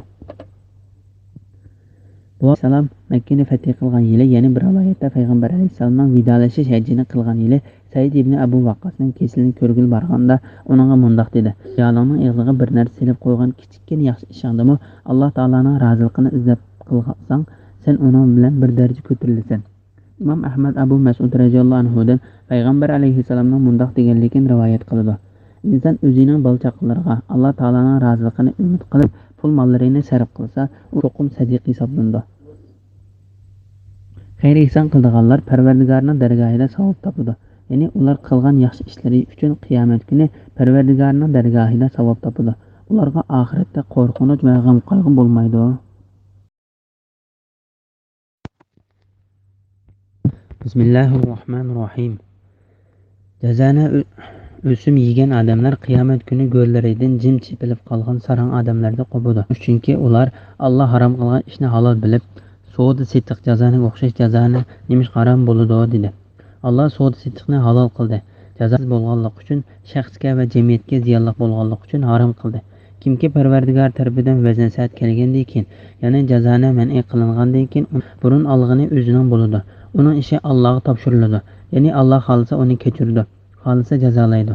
Qayta jazoni qilganlar ahli do'zax bo'lib yo'qoladi. Sura Baqara 275-oyat. Jazonxo'rlarni ayblash to'g'risida. Alloh yuqorida hojatmanlarga va urug' tuqqanlarga kecha va kunduz oshkora va yoshirin pul mollarining zakot sadiqalarini bergan kishilarni bayon qilib bo'lib, undan jazonxo'rlarni va kishilarning mollarini har xil harom yo'llar bilan yo'qolgan kishilar to'g'risida to'xtaldi. Ondan ularning qabrlaridan chiqib hisob maydoniga kelib bo'lguncha orliqdagi ahvoldan xabar berib mundoq deydi: Jazoni o'sim yegan odamlar qiyomat kuni go'rlaridan jin chepilib qolgan sarang odamlarda qobudi. Ya'ni ular qiyomat kuni o'zlarining qabrlaridan yerga qattiq yiqilgan kishi yoki jin chaplashib olgan kishi o'rinda qo'pqandek daldangishib qobudi. U nihoyat sat qo'pishdir. Ibn Abbos mundoq deydi: Jazonxo'r qiyomat kuni gili siqilib qolgan majnundek qabrisidan qo'zg'aladi. Bu söz İbn Ebu Hatem ve Avf İbn Malik, Said İbn Cübeyr ve Sudi Rabi İbn Enes ve Muqatil İbn Hayyan qatarlıqlardan mı rivayet qilindi.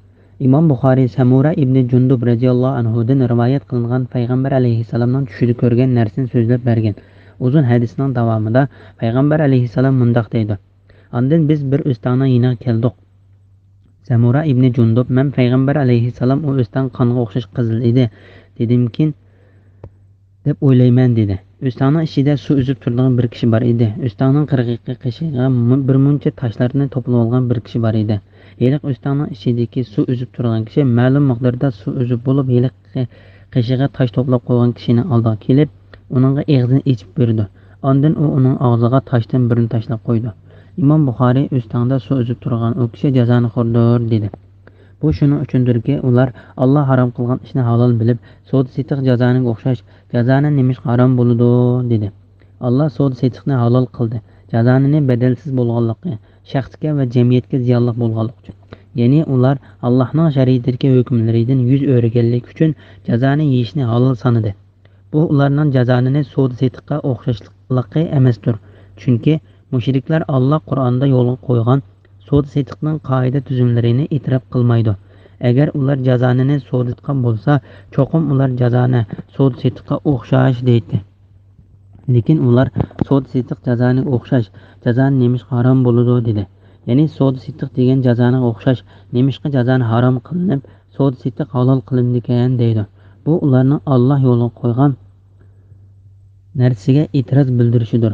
Alloh taolaning Alloh savdo setiqni halol savdo setiqni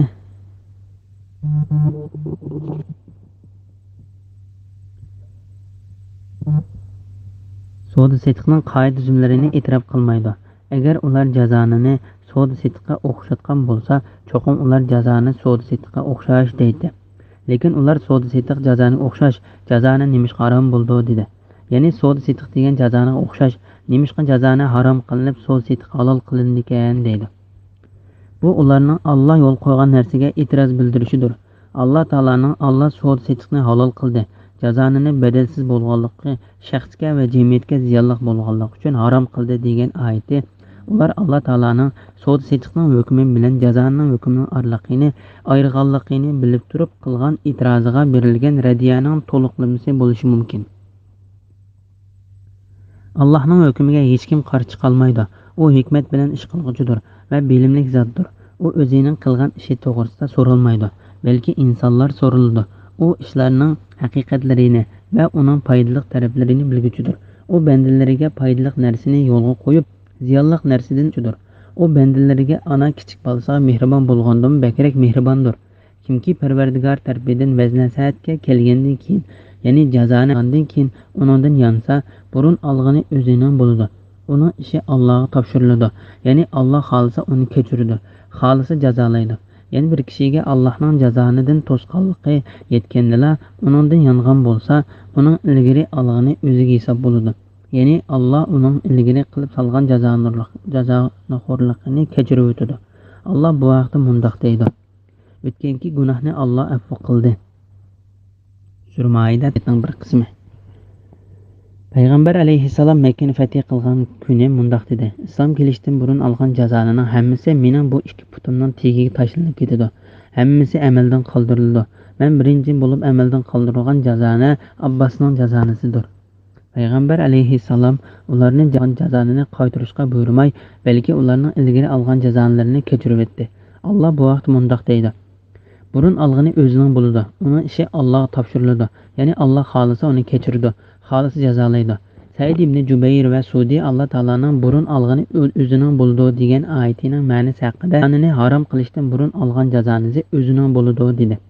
Qayta jazoni qilganlar, ya'ni Alloh taolaning jazonidan to'sqanligi uningga yetib bo'lgandan keyin jazoni qilsa, u cho'qim Alloh taolaning azobini o'ziga lozim qildi va o'ziga qarshi pok ta'zirildi. Ahli do'zax bo'lib do'zaxda mangu qoladi. Abu Davud Jabirning mundoq deganligini rivoyat qiladi: Alloh taolaning jazoni o'sim yegan odamlar qiyomat kuni go'rlari qolgan sarg'an odamlarda qo'budi degan oyati tushganda, Payg'ambar alayhissalom kimki ziminni uningdan chiqadigan ochliqning 3dan yoki 4dan biriga ijaraga ilib terishni tashlamasa, ya'ni buni cheklashdan sabablardan biri bo'lgan haq yoki berilgan ijaraning miqdori aniq bo'lmaganligi uchun jazoning qatoridan hisoblandi. U Alloh va uning payg'ambariga jang e'lon qilsin dedi.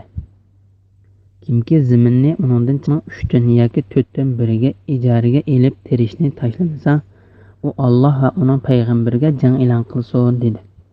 Zimindan chiqqan ochliqning ma'lum bir o'lishiga ziminni ijaraga elib terish, meva daraxining shahidga ho'l meva bilan yerdagi quruq mevani tegishish va boshaqlardagi, ya'ni bug'doy yoki qo'noq o'xshash don bilan sap ochliqni tegishish va bularga o'xshash ishlarning hammasi jazonxo'rlikning yo'lini itish uchun harom qilindi. Chunki bu ikki ochliq, ya'ni birisi quruq bo'lganligi uchun miqdorini tangchil bo'lmaydi. Shariatda har qanday haromga ilib boradigan vositaning o'zi haromdir. Jazonini nurg'unlagan olimlarga qiyin keldi. Shunga Umar radhiyallohu anhu cho'ng dadasining marasi kalala degan oyatning ma'nosi va jazoni bo'ladigan narsalardan iborat 3 ish to'g'risida payg'ambar alayhissalom bizga bayon qilib ketgan bo'lsa bo'libdigan deb qoldi. Imom Buxoriy va Imom Ibn Bashirdan payg'ambar alayhissalomning mundoq deganligini rivoyat qiladi. Haqiqatan halolmi ochiq oshkora, harommi ochiq oshkoradir. U ikkisining oralig'ida halol va haromlikqa aniq bo'lmagan narsalar bor. Kimki shu halol yoki haromlik aniq bo'lmagan narsalardan saqlansa, u o'zining dinining kamchiligidan va o'zining oblig'an bo'ladi. Kimki shu ishlarni qilib salsa, xuddi chegaraning atrofida podachilik qilayotgan podachi chegaraning ichiga kirib qolg'ili oz qolgandek, u haromga tushib qolg'ili oz qoladi. Hasan ibn Ali men payg'ambar alayhissalomning ko'nglida shak paydo qilgan ishni qilmay, shak qilgan ishni qilgan deganligini angladim dedi. İmam Ahmed Said ibn Musayyib'den Ömer radhiyallohu anhu'nun Qur'onning ichida eng oxirida tushgan oyat jazodir. Payg'ambar alayhissalom bizga uni tushuntirib qo'yishdan burun vafot bo'lib ketdi. Shunga sizlar jazoni xo'rlik va shubiylik bo'lgan narsalardan yiroq bo'linglar deganligini rivoyat qildi. Ibn Majah Abu Hurayra radhiyallohu anhu'dan payg'ambar alayhissalomning mundoq deganligini rivoyat qildi. Jazoni xo'rlikda 70 xil gunoh bor. Eng yengili bir kishi o'zining onasi bilan zina qilganning gunohi bilan barobardir. Haram ishlarga elib boradigan vositalarmi haromdir. Buning pakida Imom radhiyallohu anhuning jazonxo'rlikning haromlik to'g'risidagi Sura Baqarning eng oxirgi oyati tushganda payg'ambar alayhissalom masjidga chiqib uni sahobalarga o'qib berib, ondan harom narsani iste'mol qilmasimi, harom narsa bilan tijorat qilishni harom qildi degan hadisidir. Yana bir hadisda payg'ambar alayhissalom mundoq dedi: Alloh yahudiylarga ularga go'shtning yeg'i harom qilingan edi. Ular uni eritib, setib pulini yedi. Ya'ni ular harom qilingan yog'ni yemisimi, uningdan kelgan pulni yeganlik uchun payg'ambar alayhissalom ularga Allohning la'natini tiladi. Yana bir hadisda mundoq deb keldi: Alloh jazoni olg'uchiga, jazoni berguchiga, jazoniga guvohchi va tutishganda uni yozgan kishiga la'nat qilsin.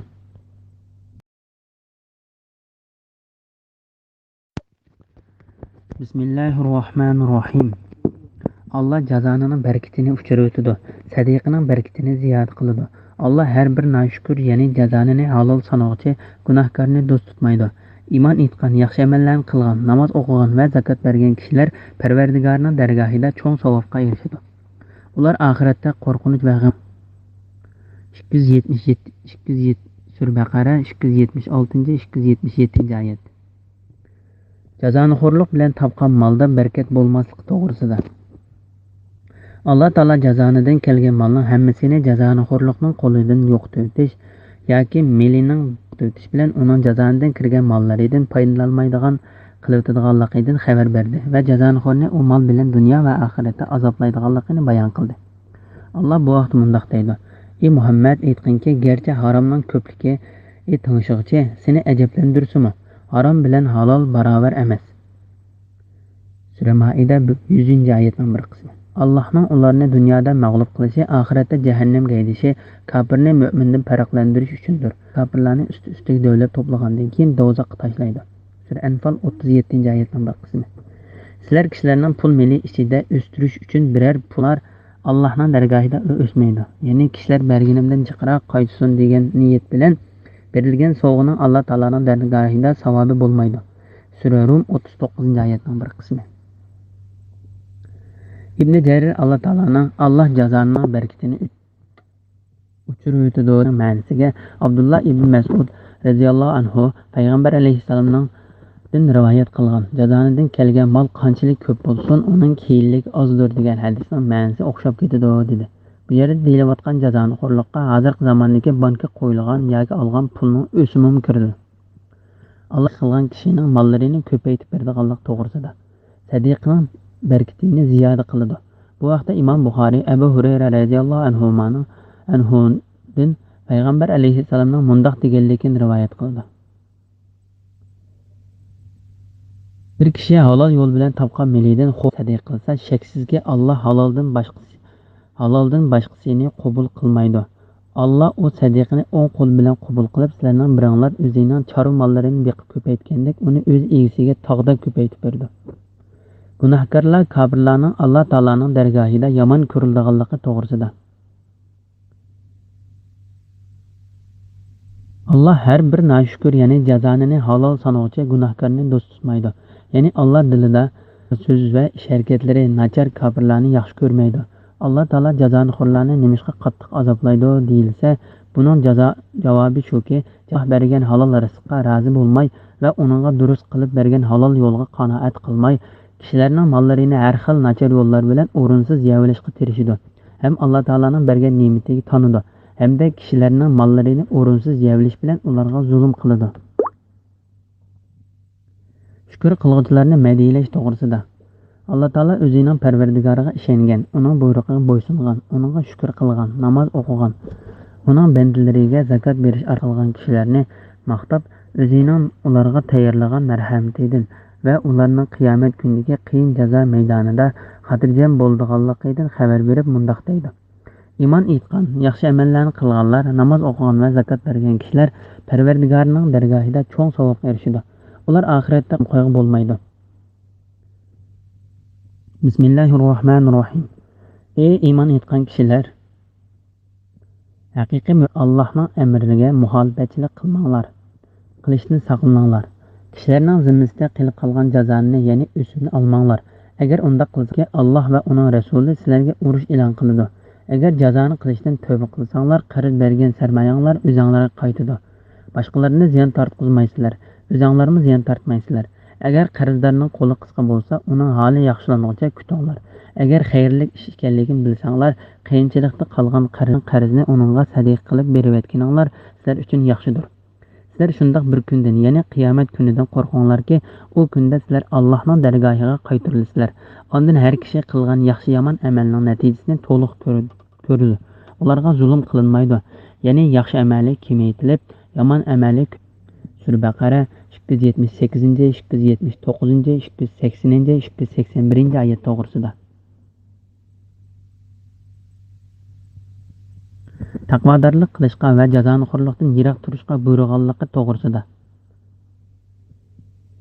Allah o'zining mu'min bandalarini taqvodorlik qilishga buyurib, ularni o'zining azobiga yaqinlashtiradigan va uning roziligidan yiroqlashtiradigan narsadan to'sib mundoq deydi. Ey iymon etgan kishilar, haqiqatlar Allohning amriga muxolifatchilik qilishdan saqlaninglar.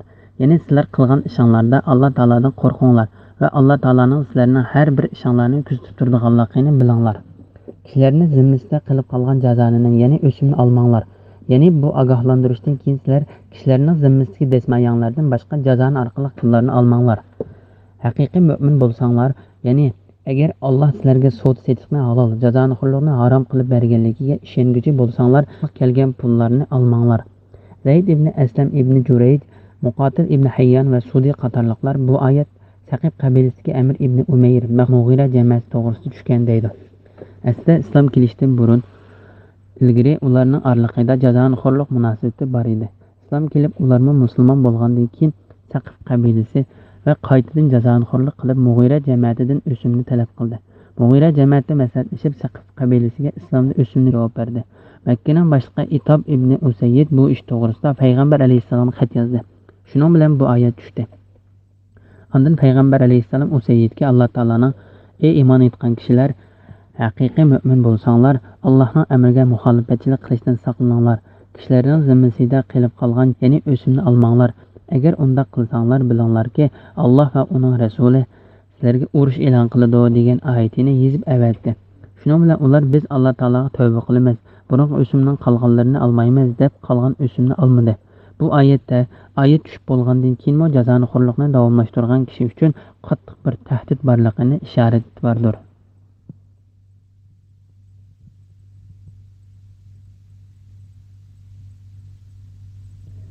Jazonini yeyishning Alloh va uning payg'ambariga qarshi jang e'lon qilganligi bo'lganligi to'g'risida urush e'lon qiladi. Oyatning ma'nosi haqida Ibn Jurayj Ibn Abbos radhiyallohu anhumaning mundoq deganligini rivoyat qiladi. Sizlar Alloh va uning payg'ambari bilan oranglarda bir jangning bo'lganligiga kes.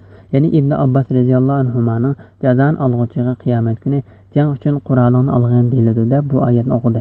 Agar undaq qilsanglar bilinglarki, Alloh va uning rasuli sizlarga urush e'lon qiladi. Bu oyatning ma'nosi haqida Ali ibn Abu Talha Ibn Abbos radhiyallohu anhumaning mundoq deganligini rivoyat qiladi.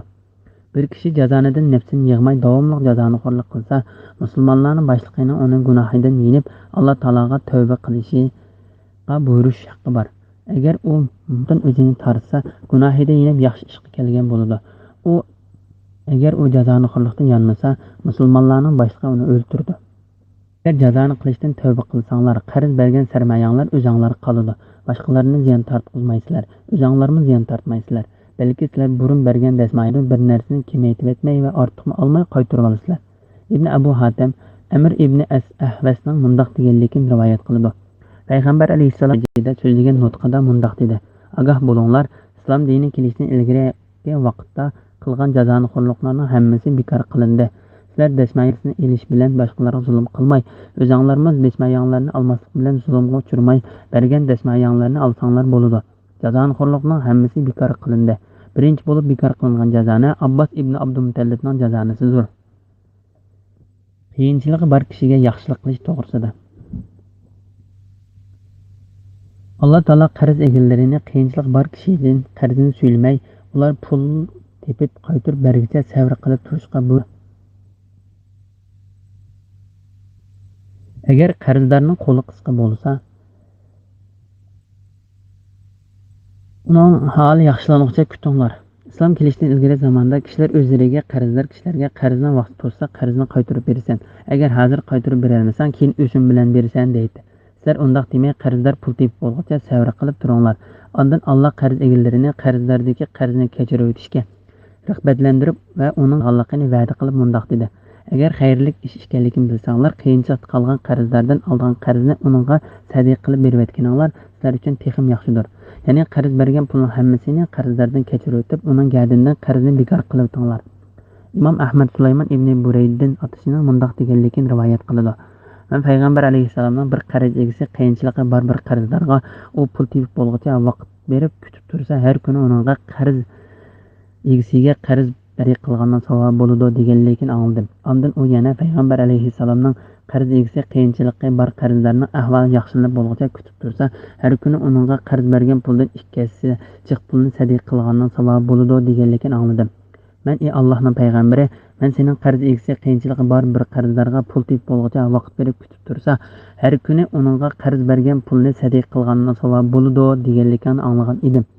Ondan sening qarz egisi qiyinchilik bor qarzdorning ahvoli yaxshilanib bo'lguncha kutib tursa, har kuni uningga qarz bergan puldan ikkisi jiq pulni sadiq qilgandan savob bo'ladi deganligini angladim desa, payg'ambar qarz berishning muddati to'shishdan burun kutgan bo'lsa, har kuni uningga qarz bergan pulni sadiq qilgandan savob bo'ladi. Agar qarzning muddati to'shib qolib, ondan uni kutgan bo'lsa, har kuni uningga qarz bergan puldan ikkisi pulni sadiq qilgandan savob bo'ladi dedi. Imom Ahmad Muhammad ibn Ka'b Qurayzining mundoq deganligini rivoyat qildi: Abu Qatadaning bir kishidan oldigan qarz bor edi. Uning qarzdorning qishig'i qarzni suylab kelsa, qarzdor uningga o'zini qochirib yuratdi.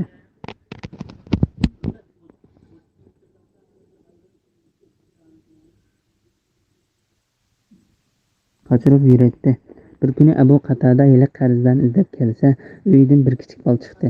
U kichik boladan qarzdorni so'ragan edi. Uyda bir narsa yeyotidi deb javob berdi. Ondan Qatada u kishini: "Ey paloni, bu yerga chiq.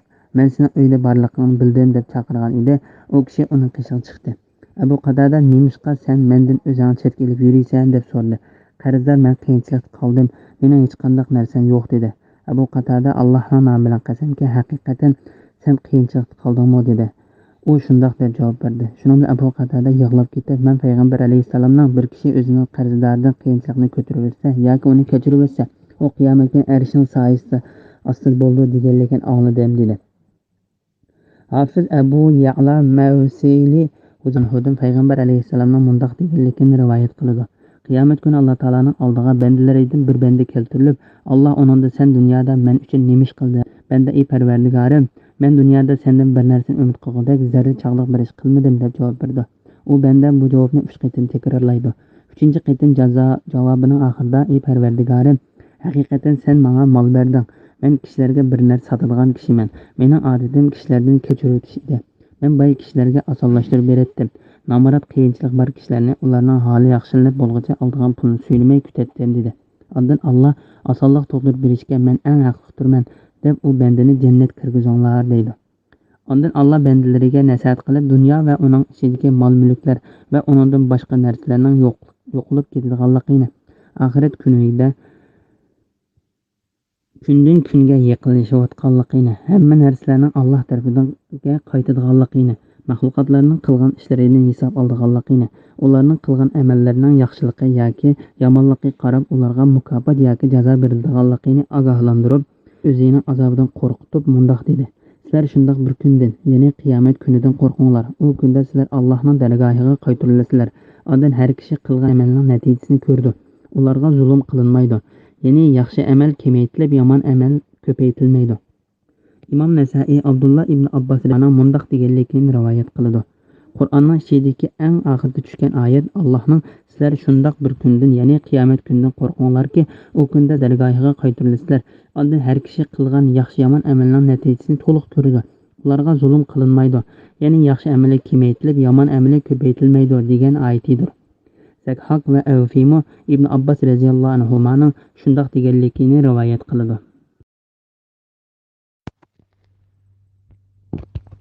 Bismillahirrohmanirrohim.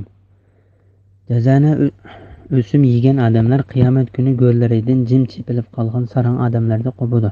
Bu shuning uchunki ular Alloh harom qilgan ishni halol bilib, savdo setiq jazoniga o'xshash jazoni nimish harom bo'ladi dedi. Alloh savdo setiqni halol qildi. Jazonini badalsiz bo'lganlik uchun, shaxsga va jamiyatga ziyonli bo'lganlik uchun harom qildi.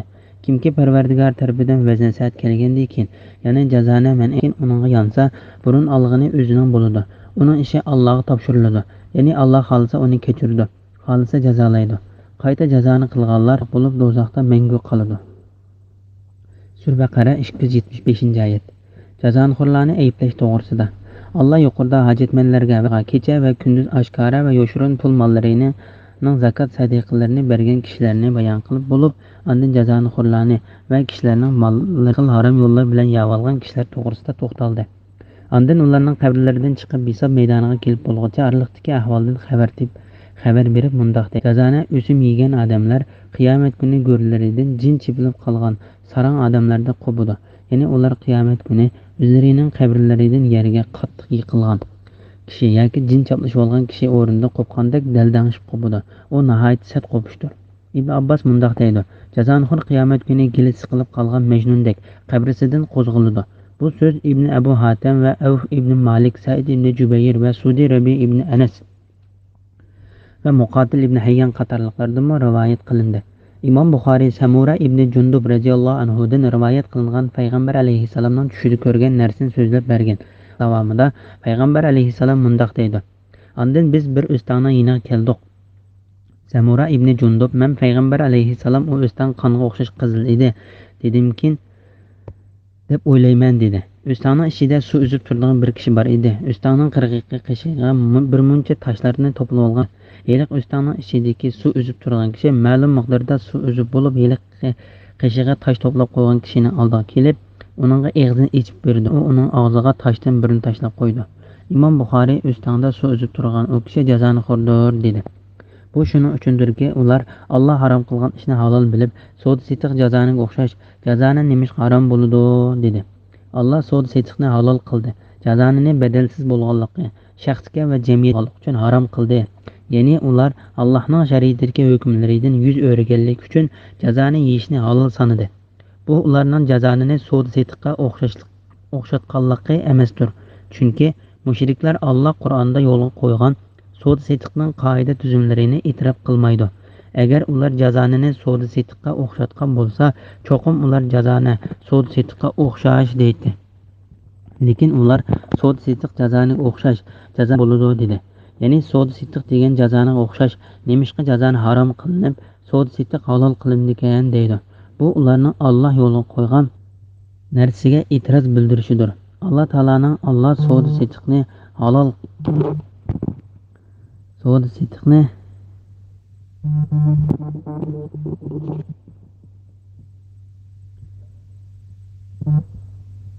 so'd setiqning qoida tuzumlarini e'tirof qilmaydi. Agar ular jazonini so'd setiqqa o'xshatgan bo'lsa, cho'qim ular jazoni so'd setiqqa o'xshash deydi. Lekin ular so'd setiq jazoni o'xshash jazoni dedi. Ya'ni so'd setiq degan jazoni o'xshash, nemishqa jazoni harom qilinib, so'd setiq halol qilindi ekan deydi. Bu ularning Alloh yo'l qo'ygan bildirishidir. Alloh taolaning Alloh so'd setiqni halol qildi. Jazonini badalsiz bo'lganligi, shaxsga va jamiyatga ziyonli bo'lganligi uchun harom qildi degan oyati ular Alloh taolaning so'd setiqning hukmi bilan jazoning hukmining orliqini ayirganligini bilib turib qilgan e'tiroziga berilgan radiyaning to'liqlamasi bo'lishi mumkin. Allohning hukmiga hech kim qarshi chiqolmaydi. U hikmat bilan ish qilguchidir va bilimli zotdir. U o'zining qilgan ishi to'g'risida so'ralmaydi, balki insonlar so'raladi. U ishlarning haqiqatlarini va uning foydali taraflarini bilguchidir. U bandalariga foydali narsani yo'lga qo'yib, ziyonli narsadan ularni to'squchidir. U bandalariga ana kichik bo'lsa mehribon bo'lgandan bakrak mehribondir. Kimki Parvardigor tarafidan vaznasihatga kelgandan keyin, ya'ni jazoni man'iy qilingandan keyin uningdan yansa, burun olg'ini o'zining bo'ladi. Uning ishi Allohga topshiriladi. Ya'ni Alloh xolisa uni kechiradi, xolisa jazolaydi. Ya'ni bir kishiga Allohning jazonidan to'sqanligi yetganda, uningdan yangan bo'lsa, uning ilgari olg'ini o'ziga hisob bo'ladi. Ya'ni Alloh uning ilgari qilib solgan jazoxo'rligini kechirib o'tadi. Alloh bu vaqtda mundoq deydi: o'tganki gunohni Alloh afv qildi. Sura Maida 95-oyatning bir qismi. Payg'ambar alayhissalom Makkani fath qilgan kuni mundoq dedi: islom kelishdan burun olgan jazonining hammasi menning tegiga tashlanib ketadi. Hammasi amaldan qoldiriladi. Men birinchi bo'lib amaldan qoldirilgan jazoni Abbosning jazonisidir. Payg'ambar alayhissalom ularning jahiliyat vaqtida olgan jazonini qaytarishga buyurmay, balki ularning ilgari olgan jazolarini kechirib o'tdi. Alloh bu vaqt mundoq deydi: burun olg'ini o'zining bo'ladi. Uning ishi Allohga topshiriladi. Ya'ni Alloh xolisa uni kechiradi, xolisa jazolaydi. Said ibn Jubayr va Sudi Alloh taolaning burun olg'ini o'zining bo'ladi degan oyatining ma'nosi haqida jazonini harom qilishdan burun olgan jazonisi o'zining bo'ladi dedi. Qayta jazoni qilganlar, ya'ni Alloh taolaning jazonidan to'sqanligi uningga yetib bo'lgandan keyin u yana jazoni xo'rlik qilsa, u cho'qim Alloh taolaning azobini o'ziga lozim qildi va o'ziga qarshi pok ta'zirladi. Ahli do'zax bo'lib do'zaxda mangu qoladi.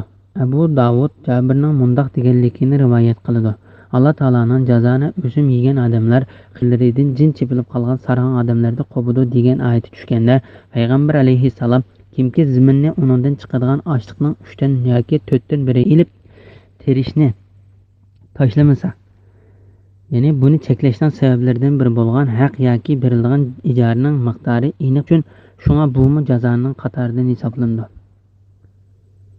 U Alloh va uning payg'ambariga jang e'lon qilsin dedi. Kimki ziminni uningdan chiqadigan ochliqning 3dan yoki 4dan biriga ijaraga ilib terishni tashlamasa, u Alloh va uning payg'ambariga jang e'lon qilsin dedi. Zimindan chiqqan ochliqning ma'lum bir o'lishiga ziminni ijaraga ilib terish, meva daraxining shahidga ho'l meva bilan yerdagi quruq mevani tegishish va boshaqlardagi, ya'ni bug'doy yoki qo'noq o'xshash don bilan sap ochliqni tegishish va bularga o'xshash ishlarning hammasi jazonxo'rlikning yo'lini etish uchun harom qilindi. Chunki bu ikki oyatsa ho'l, ya'ni birisi quruq bo'lganligi uchun miqdorini tashkil bo'lmaydi. Shariatda har qanday haromga ilib boradigan vositaning o'zi haromdir. Jazonining hukmlari nurg'unlagan olimlarga qiyin keldi. Shunga Umar radhiyallohu anhu cho'ng dadasining maras qissasi. Kalala degan oyatning ma'nosi va jazoni bo'ladigan narsalarning turlaridan iborat 3 ish to'g'risida payg'ambar alayhissalom bizga bayon qilib ketgan bo'lsa bo'libdigan deb qoldi. imom Buxoriy va imom Muslim Nu'man ibn Bashirdan payg'ambar alayhissalomning mundoq deganligini rivoyat qiladi. Haqiqatan halolmi ochiq oshkora, harommi ochiq oshkoradir. U ikkisining oralig'ida halol va haromlikqa aniq bo'lmagan narsalar bor. Kimki shu halol yoki haromlik aniq bo'lmagan narsalardan saqlansa, u o'zining dinini kamchiligidan va o'zining obro'yini saqlab qolgan bo'ladi. Kimki shu ishlarni qilib salsa, xuddi chegaraning atrofida podachilik qilayotgan podachi chegaraning ichiga kirib qolgani oz qolgandek, u haromga tushib qolgani oz qoladi. Hasan ibn Ali men payg'ambar alayhissalomning ko'nglida shak paydo qilmagan ishni qilgan deganligini angladim dedi. imom Ahmad Said ibn Musayyibdan Umar roziyallohu anhuning Qur'onning ichida eng oxir jazonining oyatidir. Payg'ambar alayhissalom bizga uni tushuntirib qo'yishdan burun vafot bo'lib ketdi. Shunga sizlar jazoni xo'rliq va shubhalik bo'lgan narsalardan yiroq bo'linglar deganlik. Ibn Majah Abu Hurayra roziyallohu anhudan payg'ambar alayhissalomning mundoq deganligini rivoyat qiladi. Jazoni xo'rliqda 70 xil gunoh bor. U gunohlarning eng yengili bir kishi o'zining onasi bilan zina qilganning gunohi bilan barobardir. Harom ishlarga elib boradigan vositalarmi haromdir. Buning pakida imom Ahmad Aisha roziyallohu anhaning jazonxo'rlikning haromlik to'g'risidagi Sura Baqarning eng oxirgi oyati tushganda payg'ambar alayhissalom masjidga chiqib uni sahoba ondan harom narsani iste'mol qilmasimi, harom narsa bilan tijorat qilishni harom qildi degan hadisidir. Yana bir hadisda payg'ambar alayhissalom mundoq dedi: Alloh yahudiylarga la'nat qilsin. Ularga go'shtning yeg'i harom qilingan edi. Ular uni eritib, setib pulini yedi. Ya'ni ular harom qilingan yog'ni yemisimi, uningdan kelgan pulni yeganlik uchun payg'ambar alayhissalom ularga Allohning la'natini tiladi. Yana bir hadisda mundoq deb keldi: Alloh jazoni olg'uchiga, jazoni berguchiga, jazoniga guvohchi bo'lg'uchiga va tutishganda uni yozgan kishiga la'nat qilsin. Bismillahirrohmanirrohim. Agar sizlar safar ustida bo'lib xat yoza oladigan odamni topolmasanglar, bu chaqda qarz hujjati yozib berishning o'rniga go'ra qo'yadigan narsani topshirsanglar bo'ladi. Oranglarda biringlarga ishinib omonat qo'ysa, u chaqda omonatni olg'uchi odam omonatni topshirsin. Ya'ni qarz beruvchi qarz olg'uchiga ishinib uningdan bir narsani go'ra olmasa, qarzdor qarzni deyishgan vaqtida qaytarsin. Qarzdor omonatga rioya qilishda Parvardigordan qo'rqsin. Guvohlikni yo'shirmanglar. Kimki uni yo'shirdikan, haqiqatan uning dili gunohkor bo'ladi. Alloh qilmishinglardan tamoman bilguchidir. Sura Baqara 283-oyat to'g'risida. Go'rga qo'yishning bayoni to'g'risida. Agar sizlar safar ustida bo'lib, ya'ni safar ustida bo'lib shu muddat ichida bir-biringlar bilan qarz aloqasi qilsanglar, xat yoza oladigan odamni topolmasanglar, Ibn Abbos ular hujjat yozuvchi tepib qog'oz siyoh yoki qalamni topolmagan bo'lsa, hujjat yozmay uning o'rniga qarz egsi qarz olgan kishidan go'ri uchun bir narsa oladi. Ibn Abbos Alloh taolaning bu chaqda qarz hujjati yozib berishning o'rniga go'ri qo'yadigan narsani topshirsanglar bo'ladi degan oyatini go'riga bir narsa elish bilan bo'ladi deganligiga pokit qildi. Bu haqda hadisda Anas radhiyallohu anhuning mundoq deyilganligi rivoyat qilindi. Payg'ambar alayhissalom vafot bo'lib ketganda uning jangda kiydigan temir kiyimi uning balchaqlarining yemaklik uchun olgan 30 vasaq. Bir vasaq taxminan 140 gram to'g'ri keldi. Arpaning o'rniga bir yahudiyning yonida go'rga qo'yib qo'ygan edi. Yana bir rivoyatda Madinalik yahudiylarning yonida edi deyilgan. Aranglarda biringlarga ishinib omonat qo'ysa, u chaqda omonatni olg'uchi odam omonatni topshirsin. Ya'ni qarz beruvchi qarz olg'uchiga ishinib uningdan bir narsani go'ra olmasa, qarzdor qarzni deyishgan vaqtida qaytarsin. Ibn Abu Hatim Abu Sa'id Xudri radhiyallohu anhu mundoq deganligini rivoyat qildi.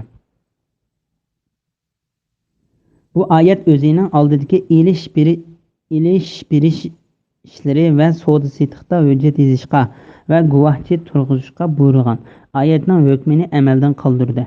Sha'biy bu oyatning ma'nosi sizlarning ba'zanlarga ishonchli bo'lsa, uni yozmasanglarmi yoki guvohchi turg'izsanglarmi hech qanday gunoh yo'q deganlik bo'ladi dedi. Qarzdor omonatga rioya qilishda Parvardigordan qo'rqsin. Ya'ni ishonchlik deb qaralgan kishi shu ilm bilim ishlarida Alloh taolodan qo'rqsin. Bu haqda Imom Ahmad, Abu Dawud, Nasa'iy va Ibn Majah qatorliqlar rivoyat qilgan hadisda Payg'ambar alayhissalom qo'lga olgan narsani egasiga qaytarg'uchilik, ya'ni bir kishi bir narsani saqlab berish uchun yoki boshqa bir ish uchun egdorchilikqa olgan bo'lsa, hatto egasiga sog' salomat qaytarg'ucha uni saqlash shu kishining majburiyatidir. Guvohlikni yoshirmanglar. İbn Abbas ve başkalar yalgan guvohlik berish cho'ng gunohlarning qatoridandir ve guvohchilikni yoshirishmo cho'ng gunohdandir deydi. Guvohlikni yoshirmanglar. Kimki uni yoshirdikan haqiqatan uning dili gunohkor bo'ladi. Alloh qilmishinglardan tamoman bilguchidir. Sudi bu oyatning ma'nosi haqida, ya'ni uning dili buzildi deganlik bo'ladi dedi. Bu oyatning ma'nosi Alloh taolaning tuvandagi oyatlarining ma'nosiga o'xshashdir. Agar uni yoshirsak biz alvillardan bo'lamiz deb Allohning nomi bilan qasam qilsin. Sura Maida 106 oyatning bir qismi. Ey mu'minlar, guvohlik berishda o'zinglar va ota-onanglarning yoki tuqqanlaringlarning ziniga guvohlik berishga to'g'ri kelgan taqdirdami adolatni barpo qilishga tirishinglar. Guvohlik berilguncha boy bo'lsa uning rioya qilmasdan yoki faqir bo'lsa uning ish chaqirtmasdan aman adil guvoh bo'linglar. Alloh sizlardan ularga yaqindir, ya'ni ularning manfaatining nimada bo'lganligini obdan biladi. Nefs xohishinglarga ergishib haqiqatdan burilib ketmanglar. Agar tilinglarni to'lg'isanglar, ya'ni guvohlikdagi paketni sanglar yoki guvohlikdan bosh tortsanglar, mundaqda Alloh haqiqatan sizlarning qilmishinglardan xabardor bo'lib turguchidir. Sura Nisa 135-oyat. Bismillahirrohmanirrohim. Osmonlardagi zimindagi shaylarni igdorchilik qilish jihatdan bo'lsin, tasarruf qilish jihatdan bo'lsin, Allohning ilkididir. Dilinglardagi yomonlikni mayli oshkora qilinglar, mayli yoshiringlar, uning uchun Alloh sizlardan hisob oladi. Alloh xohlagan kishiga mag'firat qiladi, xohlagan kishiga azob qiladi. Alloh hamma narsaga qodirdir. Sura Baqara 284-oyat. Bandalarning dillarida yoshirgan narsa uchun hisob qilinishi yoki qilinmasligi to'g'risida. Allah bu oyatda o'zining osmon, zamin va uning ichidagi barliq narsalarning egasi ekanligini, uning orasidagi oshkora ko'rinadigan yoki ko'rinmaydigan nihoyat kichik narsalarning uning maxfiy qolmasdan uning hammasini bilib turadiganligidan, bandalarining qilgan va dillarida yoshirgan yomon ishlar uchun ulardanligidan xabar berdi. Allah bu vaqtda mundoq deydi: "Aytqinki, dillaringlardagini mayli yoshiranglar, mayli oshkorlanglar, Allah uni bilib turadi. Allah osmonlardagi va zamindagi narsalarni bilib turdi. Allah har narsaga qodirdir." Sura Al-Imron 29-oyat. Chunki u sirni uningdan maxfiyroq ishlarni bilib turadi. Sura Taha 7-oyatning bir qismi. Bu vaqtda oyatlar bek ko'pdir. Bu oyat sig'ir tuyuldi. Sahobalar Alloh taolaning cho'ng va kichik ishlarining hammasidan hisob olishidan qo'rqdi. Bu ularning iymonining bek kuchli ekanligining alomatlaridir. Bu vaqtda Imom Ahmad Abu Hurayra radhiyallohu anhuning mundaq deganligini rivoyat qildi. Alloh taolaning osmonlardagi, zamindagi shaylar igdorchilik qilish jihatdan bo'lsin, tasarruf qilish jihatdan bo'lsin, Allohning ilkididir. Dilinglardagi yomonlikni mayli oshkora qilinglar, mayli yoshiringlar, uning uchun Alloh sizlardan hisob oladi. Alloh xohlagan kishiga mag'firat qiladi, azob qiladi. Alloh hamma narsaga qodirdir degan oyati tushganda bu oyat sahobalarga nihoyat og'ir tuyuldi. Ular payg'ambar alayhissalomning yoniga kelib tizilib o'ltirib: "Ey Allohning payg'ambari, biz namoz o'qish, ro'za tutish, jihad qilish va sadiq berishdek biz qila oladigan ishlar buyurilgan edik. Hozir sana bu oyat tushdi. Bu oyatda buyurilgan narsalarni biz qila olmaymiz" dedi. Ondan payg'ambar alayhissalom: "Sizlardan ilgirki Yahudi va xristianlar degandek so'zingga quloq solamiz va buyrug'ing qarshilik qilamiz deyishni xohlamsizlar? Balki so'zingga quloq solamiz va buyrug'ingga bo'ysunamiz. Ey Parvardigorimiz, sening bizning gunohlarimizni kechirishingni, oxiri qaytadigan joyimiz sening dargohingdir danglar" dedi. Shuning bilan ular u oyatdagi hukmga bosh ekkan edi. Alloh keyindilla bu oyatning keyindilla tövendagi oyat nozil qildi. Parvardigor tarafidan uningga nozil qilingan kitobga iymon keltirdi. Müminlarga iman keltirdi. Ularning hammasi Allohga va Allohning farishlariga, kitoblariga, payg'ambarlariga iman keltirdi. Ular Allohning payg'ambarlarining hech birini ayirib etmaymiz. Ya'ni ularning ba'ziga iman etib, ba'ziga iman etmay qolmaymiz deydi.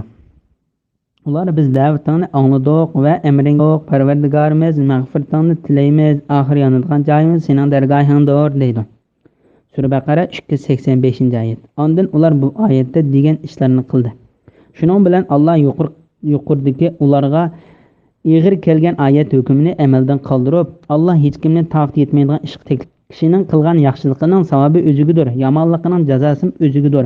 Ular Parvardigorimiz agar biz unutsak yoki xatolatsak, ya'ni biz unutganlik sababidan amrni to'liq o'rganmasak, bizni jazoga tortmagan. Parvardigorimiz bizdan ilgarilarga yukligininga o'xshash bizga yuklamagin, ya'ni bizni qiyin ishlarga taklif qilmagan. Parvardigorimiz kuchimiz yetmaydigan narsani bizga ortmagan, bizni kechirgan, bizga mag'firat qilgan, bizga rahim qilgan. Sen bizning egimizsan, kofir qavmga qarshi bizga yordam bergan deydi. Sura Baqara 286-oyat. Degan oyat nozil qildi. Imom Muslim bu vaqtda mundoq deb, ondan sahobalar oyatning hukmiga amal qilgan edi. Alloh taolo osmonlardagi, zimindagi shaylar igdorchilik qilish jihatdan bo'lsin, tasarruf qilish jihatdan bo'lsin, Allohning ilkidir. Dilinglardagi yomonlikni mayli oshkora qilinglar, mayli yo'shiringlar, uning uchun Alloh sizlardan hisob oladi degan oyatning hukmini amaldan qoldirib, bu oyat nozil qildi.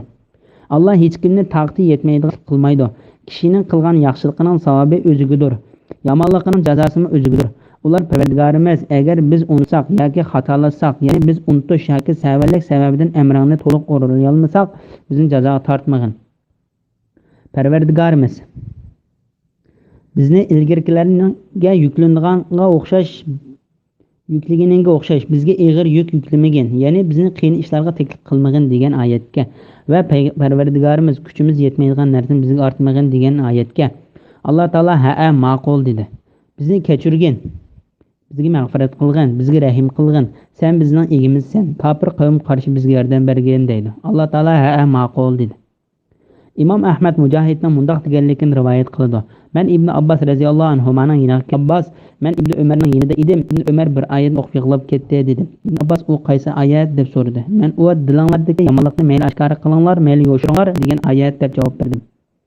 Ibn Abbas bu oyat tushganda payg'ambar alayhissalomning sahobalari nihoyat g'amkin bo'lib, ey Allohning payg'ambari, biz halok bo'ldik, biz o'zlagan so'zimizga, ishlarimizga hisob unutdik, ammo dillarimizning ishlari bizning ixtiyorimizda emas dedi. Ondan payg'ambar alayhissalom ularga sizlar so'zinglarga quloq solamiz va buyruqqa bo'ysunamiz danglar dedi. Ular so'zingga quloq solamiz va buyruqqa bo'ysunamiz dedi. Ondan u oyatning hukmini payg'ambar Parvardigor tarafidan uningga nozil qilingan kitobga iymon keltirdi. Mu'minlarga iymon keltirdi. Ularning hammasi Allohga va Allohning farishlariga, kitoblariga va payg'ambarlariga iymon keltirdi. Ular Allohning payg'ambarining hech birini ayirib etmaymiz, ya'ni ularning barchasiga iymon etmay qolmaymiz deydi. Ular biz da'vatini angladik va amriga itoat qildik. Parvardigorimiz mag'firatini tilaymiz. Oxiri yondigan joyimiz sening dargohingdir deydi. Alloh hech kimni taqdi yetmaydigan ishga taklif qilmaydi. Kishining qilgan yaxshiligining savobi o'zigidir, yomonligining jazosi o'zigidir degan oyat amaldan qoldirildi. Bundan bilan ularning dilaridagi narsalar hisob elish uchun kechirib o'tilib, ularning harakatlaridan hisob ilinadigan bo'ldi. Hadis olimlari Abu Hurayradan payg'ambar alayhissalomning bundoq deganligini rivoyat qiladi. Ummatim diliga kechgan narsani so'zlamaslar yoki uni amaliyotga qilmaslar, Alloh men uchun uni ulardan kechirib o'tadi. Imom Buxoriy va Muslim Abu Hurayradan payg'ambar alayhissalomning bundoq deganligini rivoyat qiladi. Alloh farishtalarga bandam biror yomon ishni niyat qilgan bo'lsa, uni yozmanglar. Agar bandam u yomon ishni qilgan bo'lsa, uningga birli yomonlik yozinglar. Agar u bandam bir yaxshi ishni niyat qilib, uni qilmagan bo'lsa, uningga birli yaxshilik yozinglar. Agar u yaxshi ishni qilsa, uni 10 qilib yozinglar dedi.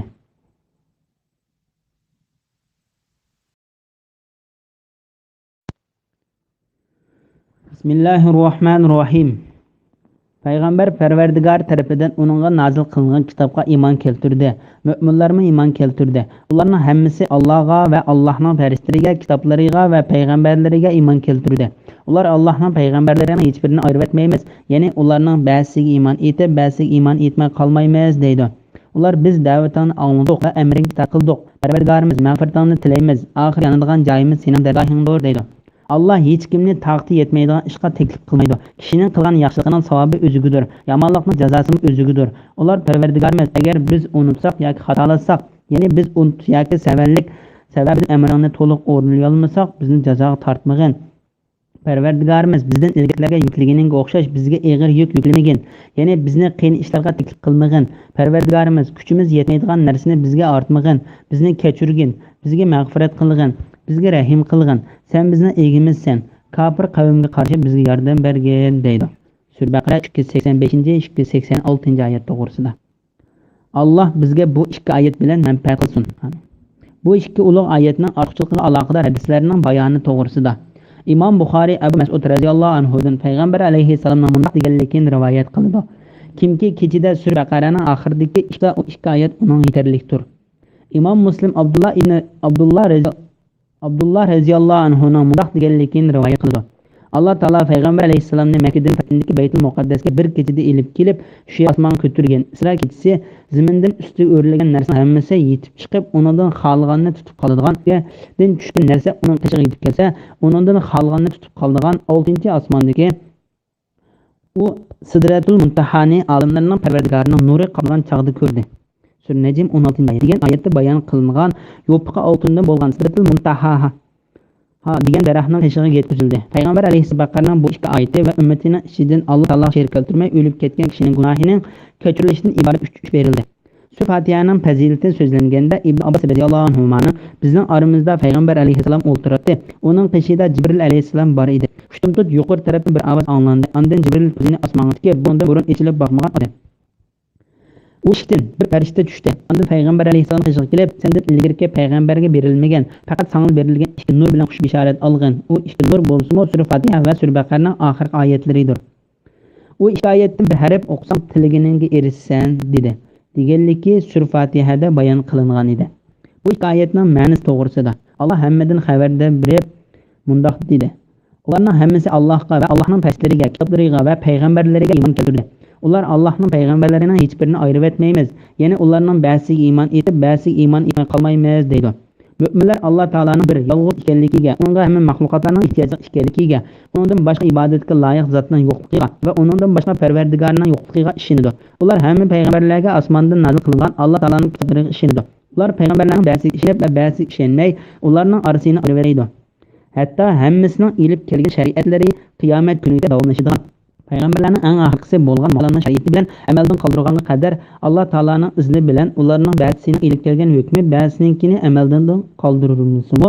Oxirda payg'ambarlarning hammasi mu'minlarning qarshida rostchil, to'g'ri yo'l topgan va to'g'ri yo'lga boshlovchi kishilar hisoblanadi. Ular biz da'vatdan anladik va amriga itoat qildik deydi. Ya'ni Parvardigorimiz biz sening so'zingni angladik, uni tushundik va uning bo'yicha amal ibodat qildik. Parvardigorimiz mag'firatini tilaymiz. Ya'ni Parvardigorimiz biz bizning gunohlarimizni kechirib o'tishingni so'raymiz. Alloh hech kimni taqat yetmaydigan ishga taklif qilmaydi. Ya'ni Alloh taolo bir kishini uning kuchi yetmaydigan ishga buyurmaydi. Bu Alloh taolaning mahluqotlariga bo'lgan mehribonligi, rahmati va ularga qilgan yaxshiligidir. Bu oyat uning oldidagi sahobalarni qo'rqitib o'tgan. Dilinglardagi yomonlikni mayli oshkor qilinglar, mayli yo'shiringlar, uning uchun Alloh sizlardan hisob oladi degan oyatning hukmini amaldan qoldirib o'tdi. Agar Alloh hisob olgan, lekin bir kishining dildagi vasvasiga o'xshash uni qaytarishga qodir bo'lmaydigan narsa uchun uni azoblamaydi. Dildagi vasvasiga o'xshagan uni dildan chiqaritishi mumkin bo'lmaydigan narsani dildan chiqaritishga buyurmaydi. Dillari buzuq vasvasalarni yomon ko'rish iymonning talbidir. Kishining qilgan yaxshiligining savobi o'zigidir, yomonligining jazosi o'zigidir. Ya'ni bu yaxshi va yomon ishlar buyurilgan va to'salgan ishlarning qatoriga kirgan bo'lishi lozim. Ondan Alloh bandalarini o'zidan hojatlarini tilashga buyurdi. Ularni haqiqatan ijobat qilishga kafil bo'ldi. Alloh ularni mundoq deb tilashga buyurdi. Parvardigorimiz, agar biz unutsak yoki xatolasak, ya'ni biz unutish yoki savallik sababidan amrni to'liq o'rinlay olmasak, bizni jazoga tortmagin.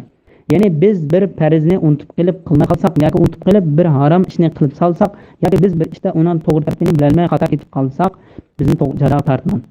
Yuqorida Imom Muslimning rivoyat qilgan hadisida mu'minlar shundoq tilaganda Alloh taolaning ha ma'qul deganligi bayon qilindi. Alloh anhuning hadisida mu'minlar shundoq tilaganda Alloh taolaning shaksiz shundoq qilgan deganligi bayon qilindi. Parvardigorimiz bizdan ilgarilarga yuklaganingga o'xshash bizga yuk yuklamagin, ya'ni bizni qilmagan. Ya'ni sen payg'ambar Muhammad alayhissalomni oson va yengil din bilan avatding. Sen uning bilan avatgan dinda bizni qiyin ishlarga taklif qilmagan. Bu oyat haqida Imom Muslim rivoyat qilgan hadisda mu'minlar shundoq tilgan. Alloh taolo ha ma'qul deganligi bayon qilindi. Ibn Abbos payg'ambar alayhissalomning rivoyat qilgan hadisida Alloh taolaning haqiqatan shunday qilganligi bayon qilindi. Bu vaqtda payg'ambar alayhissalom mundoq dedi: "Men haq va yengil bir din bilan avatildim. Parvardigorimiz kuchimiz yetmaydigan narsani bizga ortmagan, bizni kechirgin.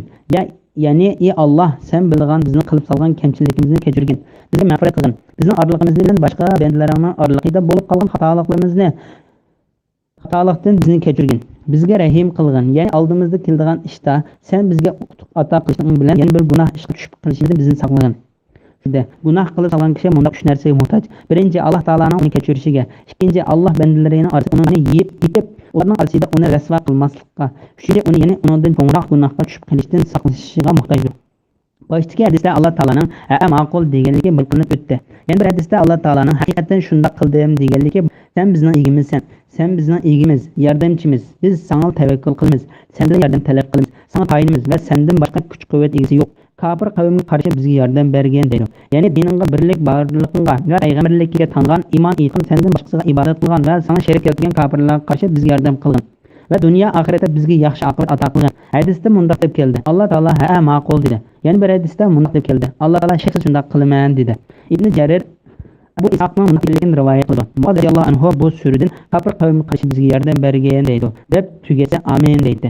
Shuning bilan sura Baqaraning tafsiri tugdi. Barliq hamd sana Allohga xosdir.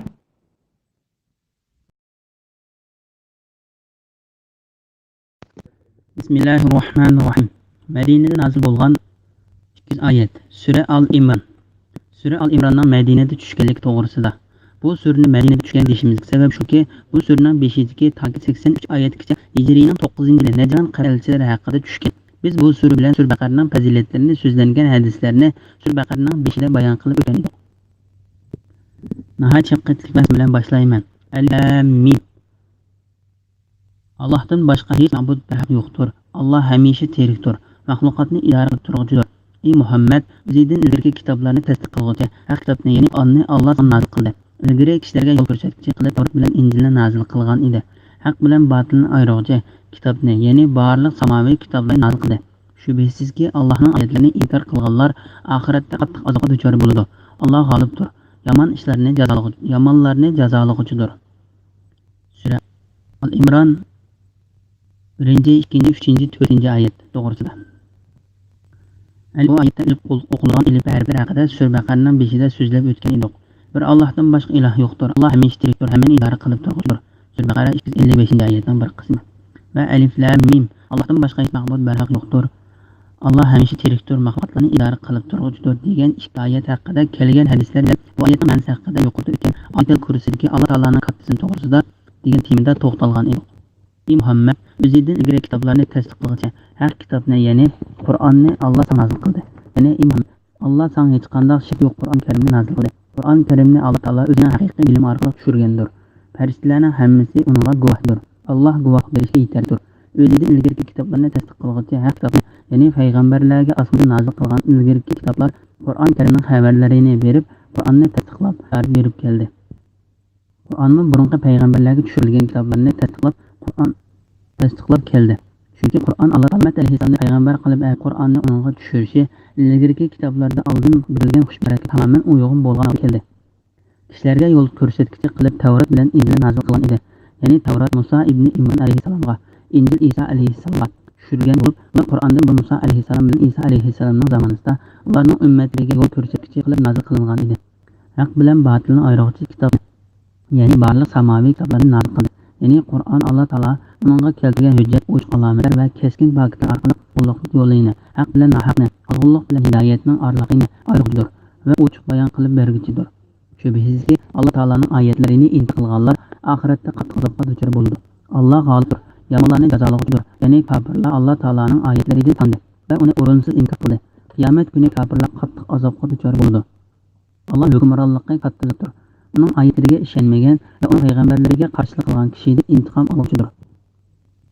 Bismillahirrohmanirrohim. Osmon va zimindagi hech narsa Allohga maxfiy emas. U narsalarni, ya'ni bachchadanlarda, ya'ni onaning qo'rqitidagi chig'inlar o'zi xohlagan shaklga kirgizadi. Hech ma'bud barhaq yo'qdir. Alloh g'olibdir, hikmat bilan ish qiluvchidir. Sura Baqara, Sura Al-Imron 5-6 oyat to'g'risida. Alloh o'zining osmon va zaminning g'ayblarini bildiganligini va o'ziga hech qanday narsalarning maxfiy emasligini bayon qilib mundaq deydi. U sizlarni bachchadanlarda, ya'ni onanglarning qo'rqitidagi chig'inlarda o'zi xohlagan shaklga kirgizadi. Ya'ni Alloh taolo sizlarni onanglarning bolalik qullarida, o'g'il yoki qiz, chiroyli yoki sad, baxtsiz yoki baxtli qilib o'zi xohlagan bo'yicha yaratadi. Uning boshqa hech ma'bud yo'qdir. Alloh g'olibdir, hikmat bilan ish qiluvchidir. ya'ni barliq narsalarni yaratuvchi Alloh o'zi yolg'izla ibodatga loyiqdir. Uning hech sherigi yo'qdir. Kattalik, hikmat va hukm qilish qatorliq barliq ishlar o'ziga. Bu oyat Maryam o'g'li Isa alayhissalomning boshqa kishilarga o'xshash yaratilgan bir banda ekanligiga o'ch faktor. Chunki Alloh uni bola yotqida suratga keltirdi. Uni o'zi xohlagan bo'yicha yaratdi. Isa alayhissalom xristianlar ularga Alloh taoloning la'nati bo'lsin. Kun qilgan iloh emas. U onning qo'rqida bir holdan bir holga tadrijiy o'zgarib cho'ng bo'lgandan keyin tug'ilgan tursa, u qanday iloh bo'lsin? Alloh vaqti mundaq dedi. Alloh sizlarning onanglar bir holatdan yana bir holatga taraqqiy qidirib, ya'ni abi ma'nidan, ondan laxti qon, ondan parcha go'sht bosqichlariga bo'lib, uch qorong'uliq, ya'ni bola hamrohining pardasi, bachchadan va onaning qo'rsqi ichida yaratdi. Sura Zumar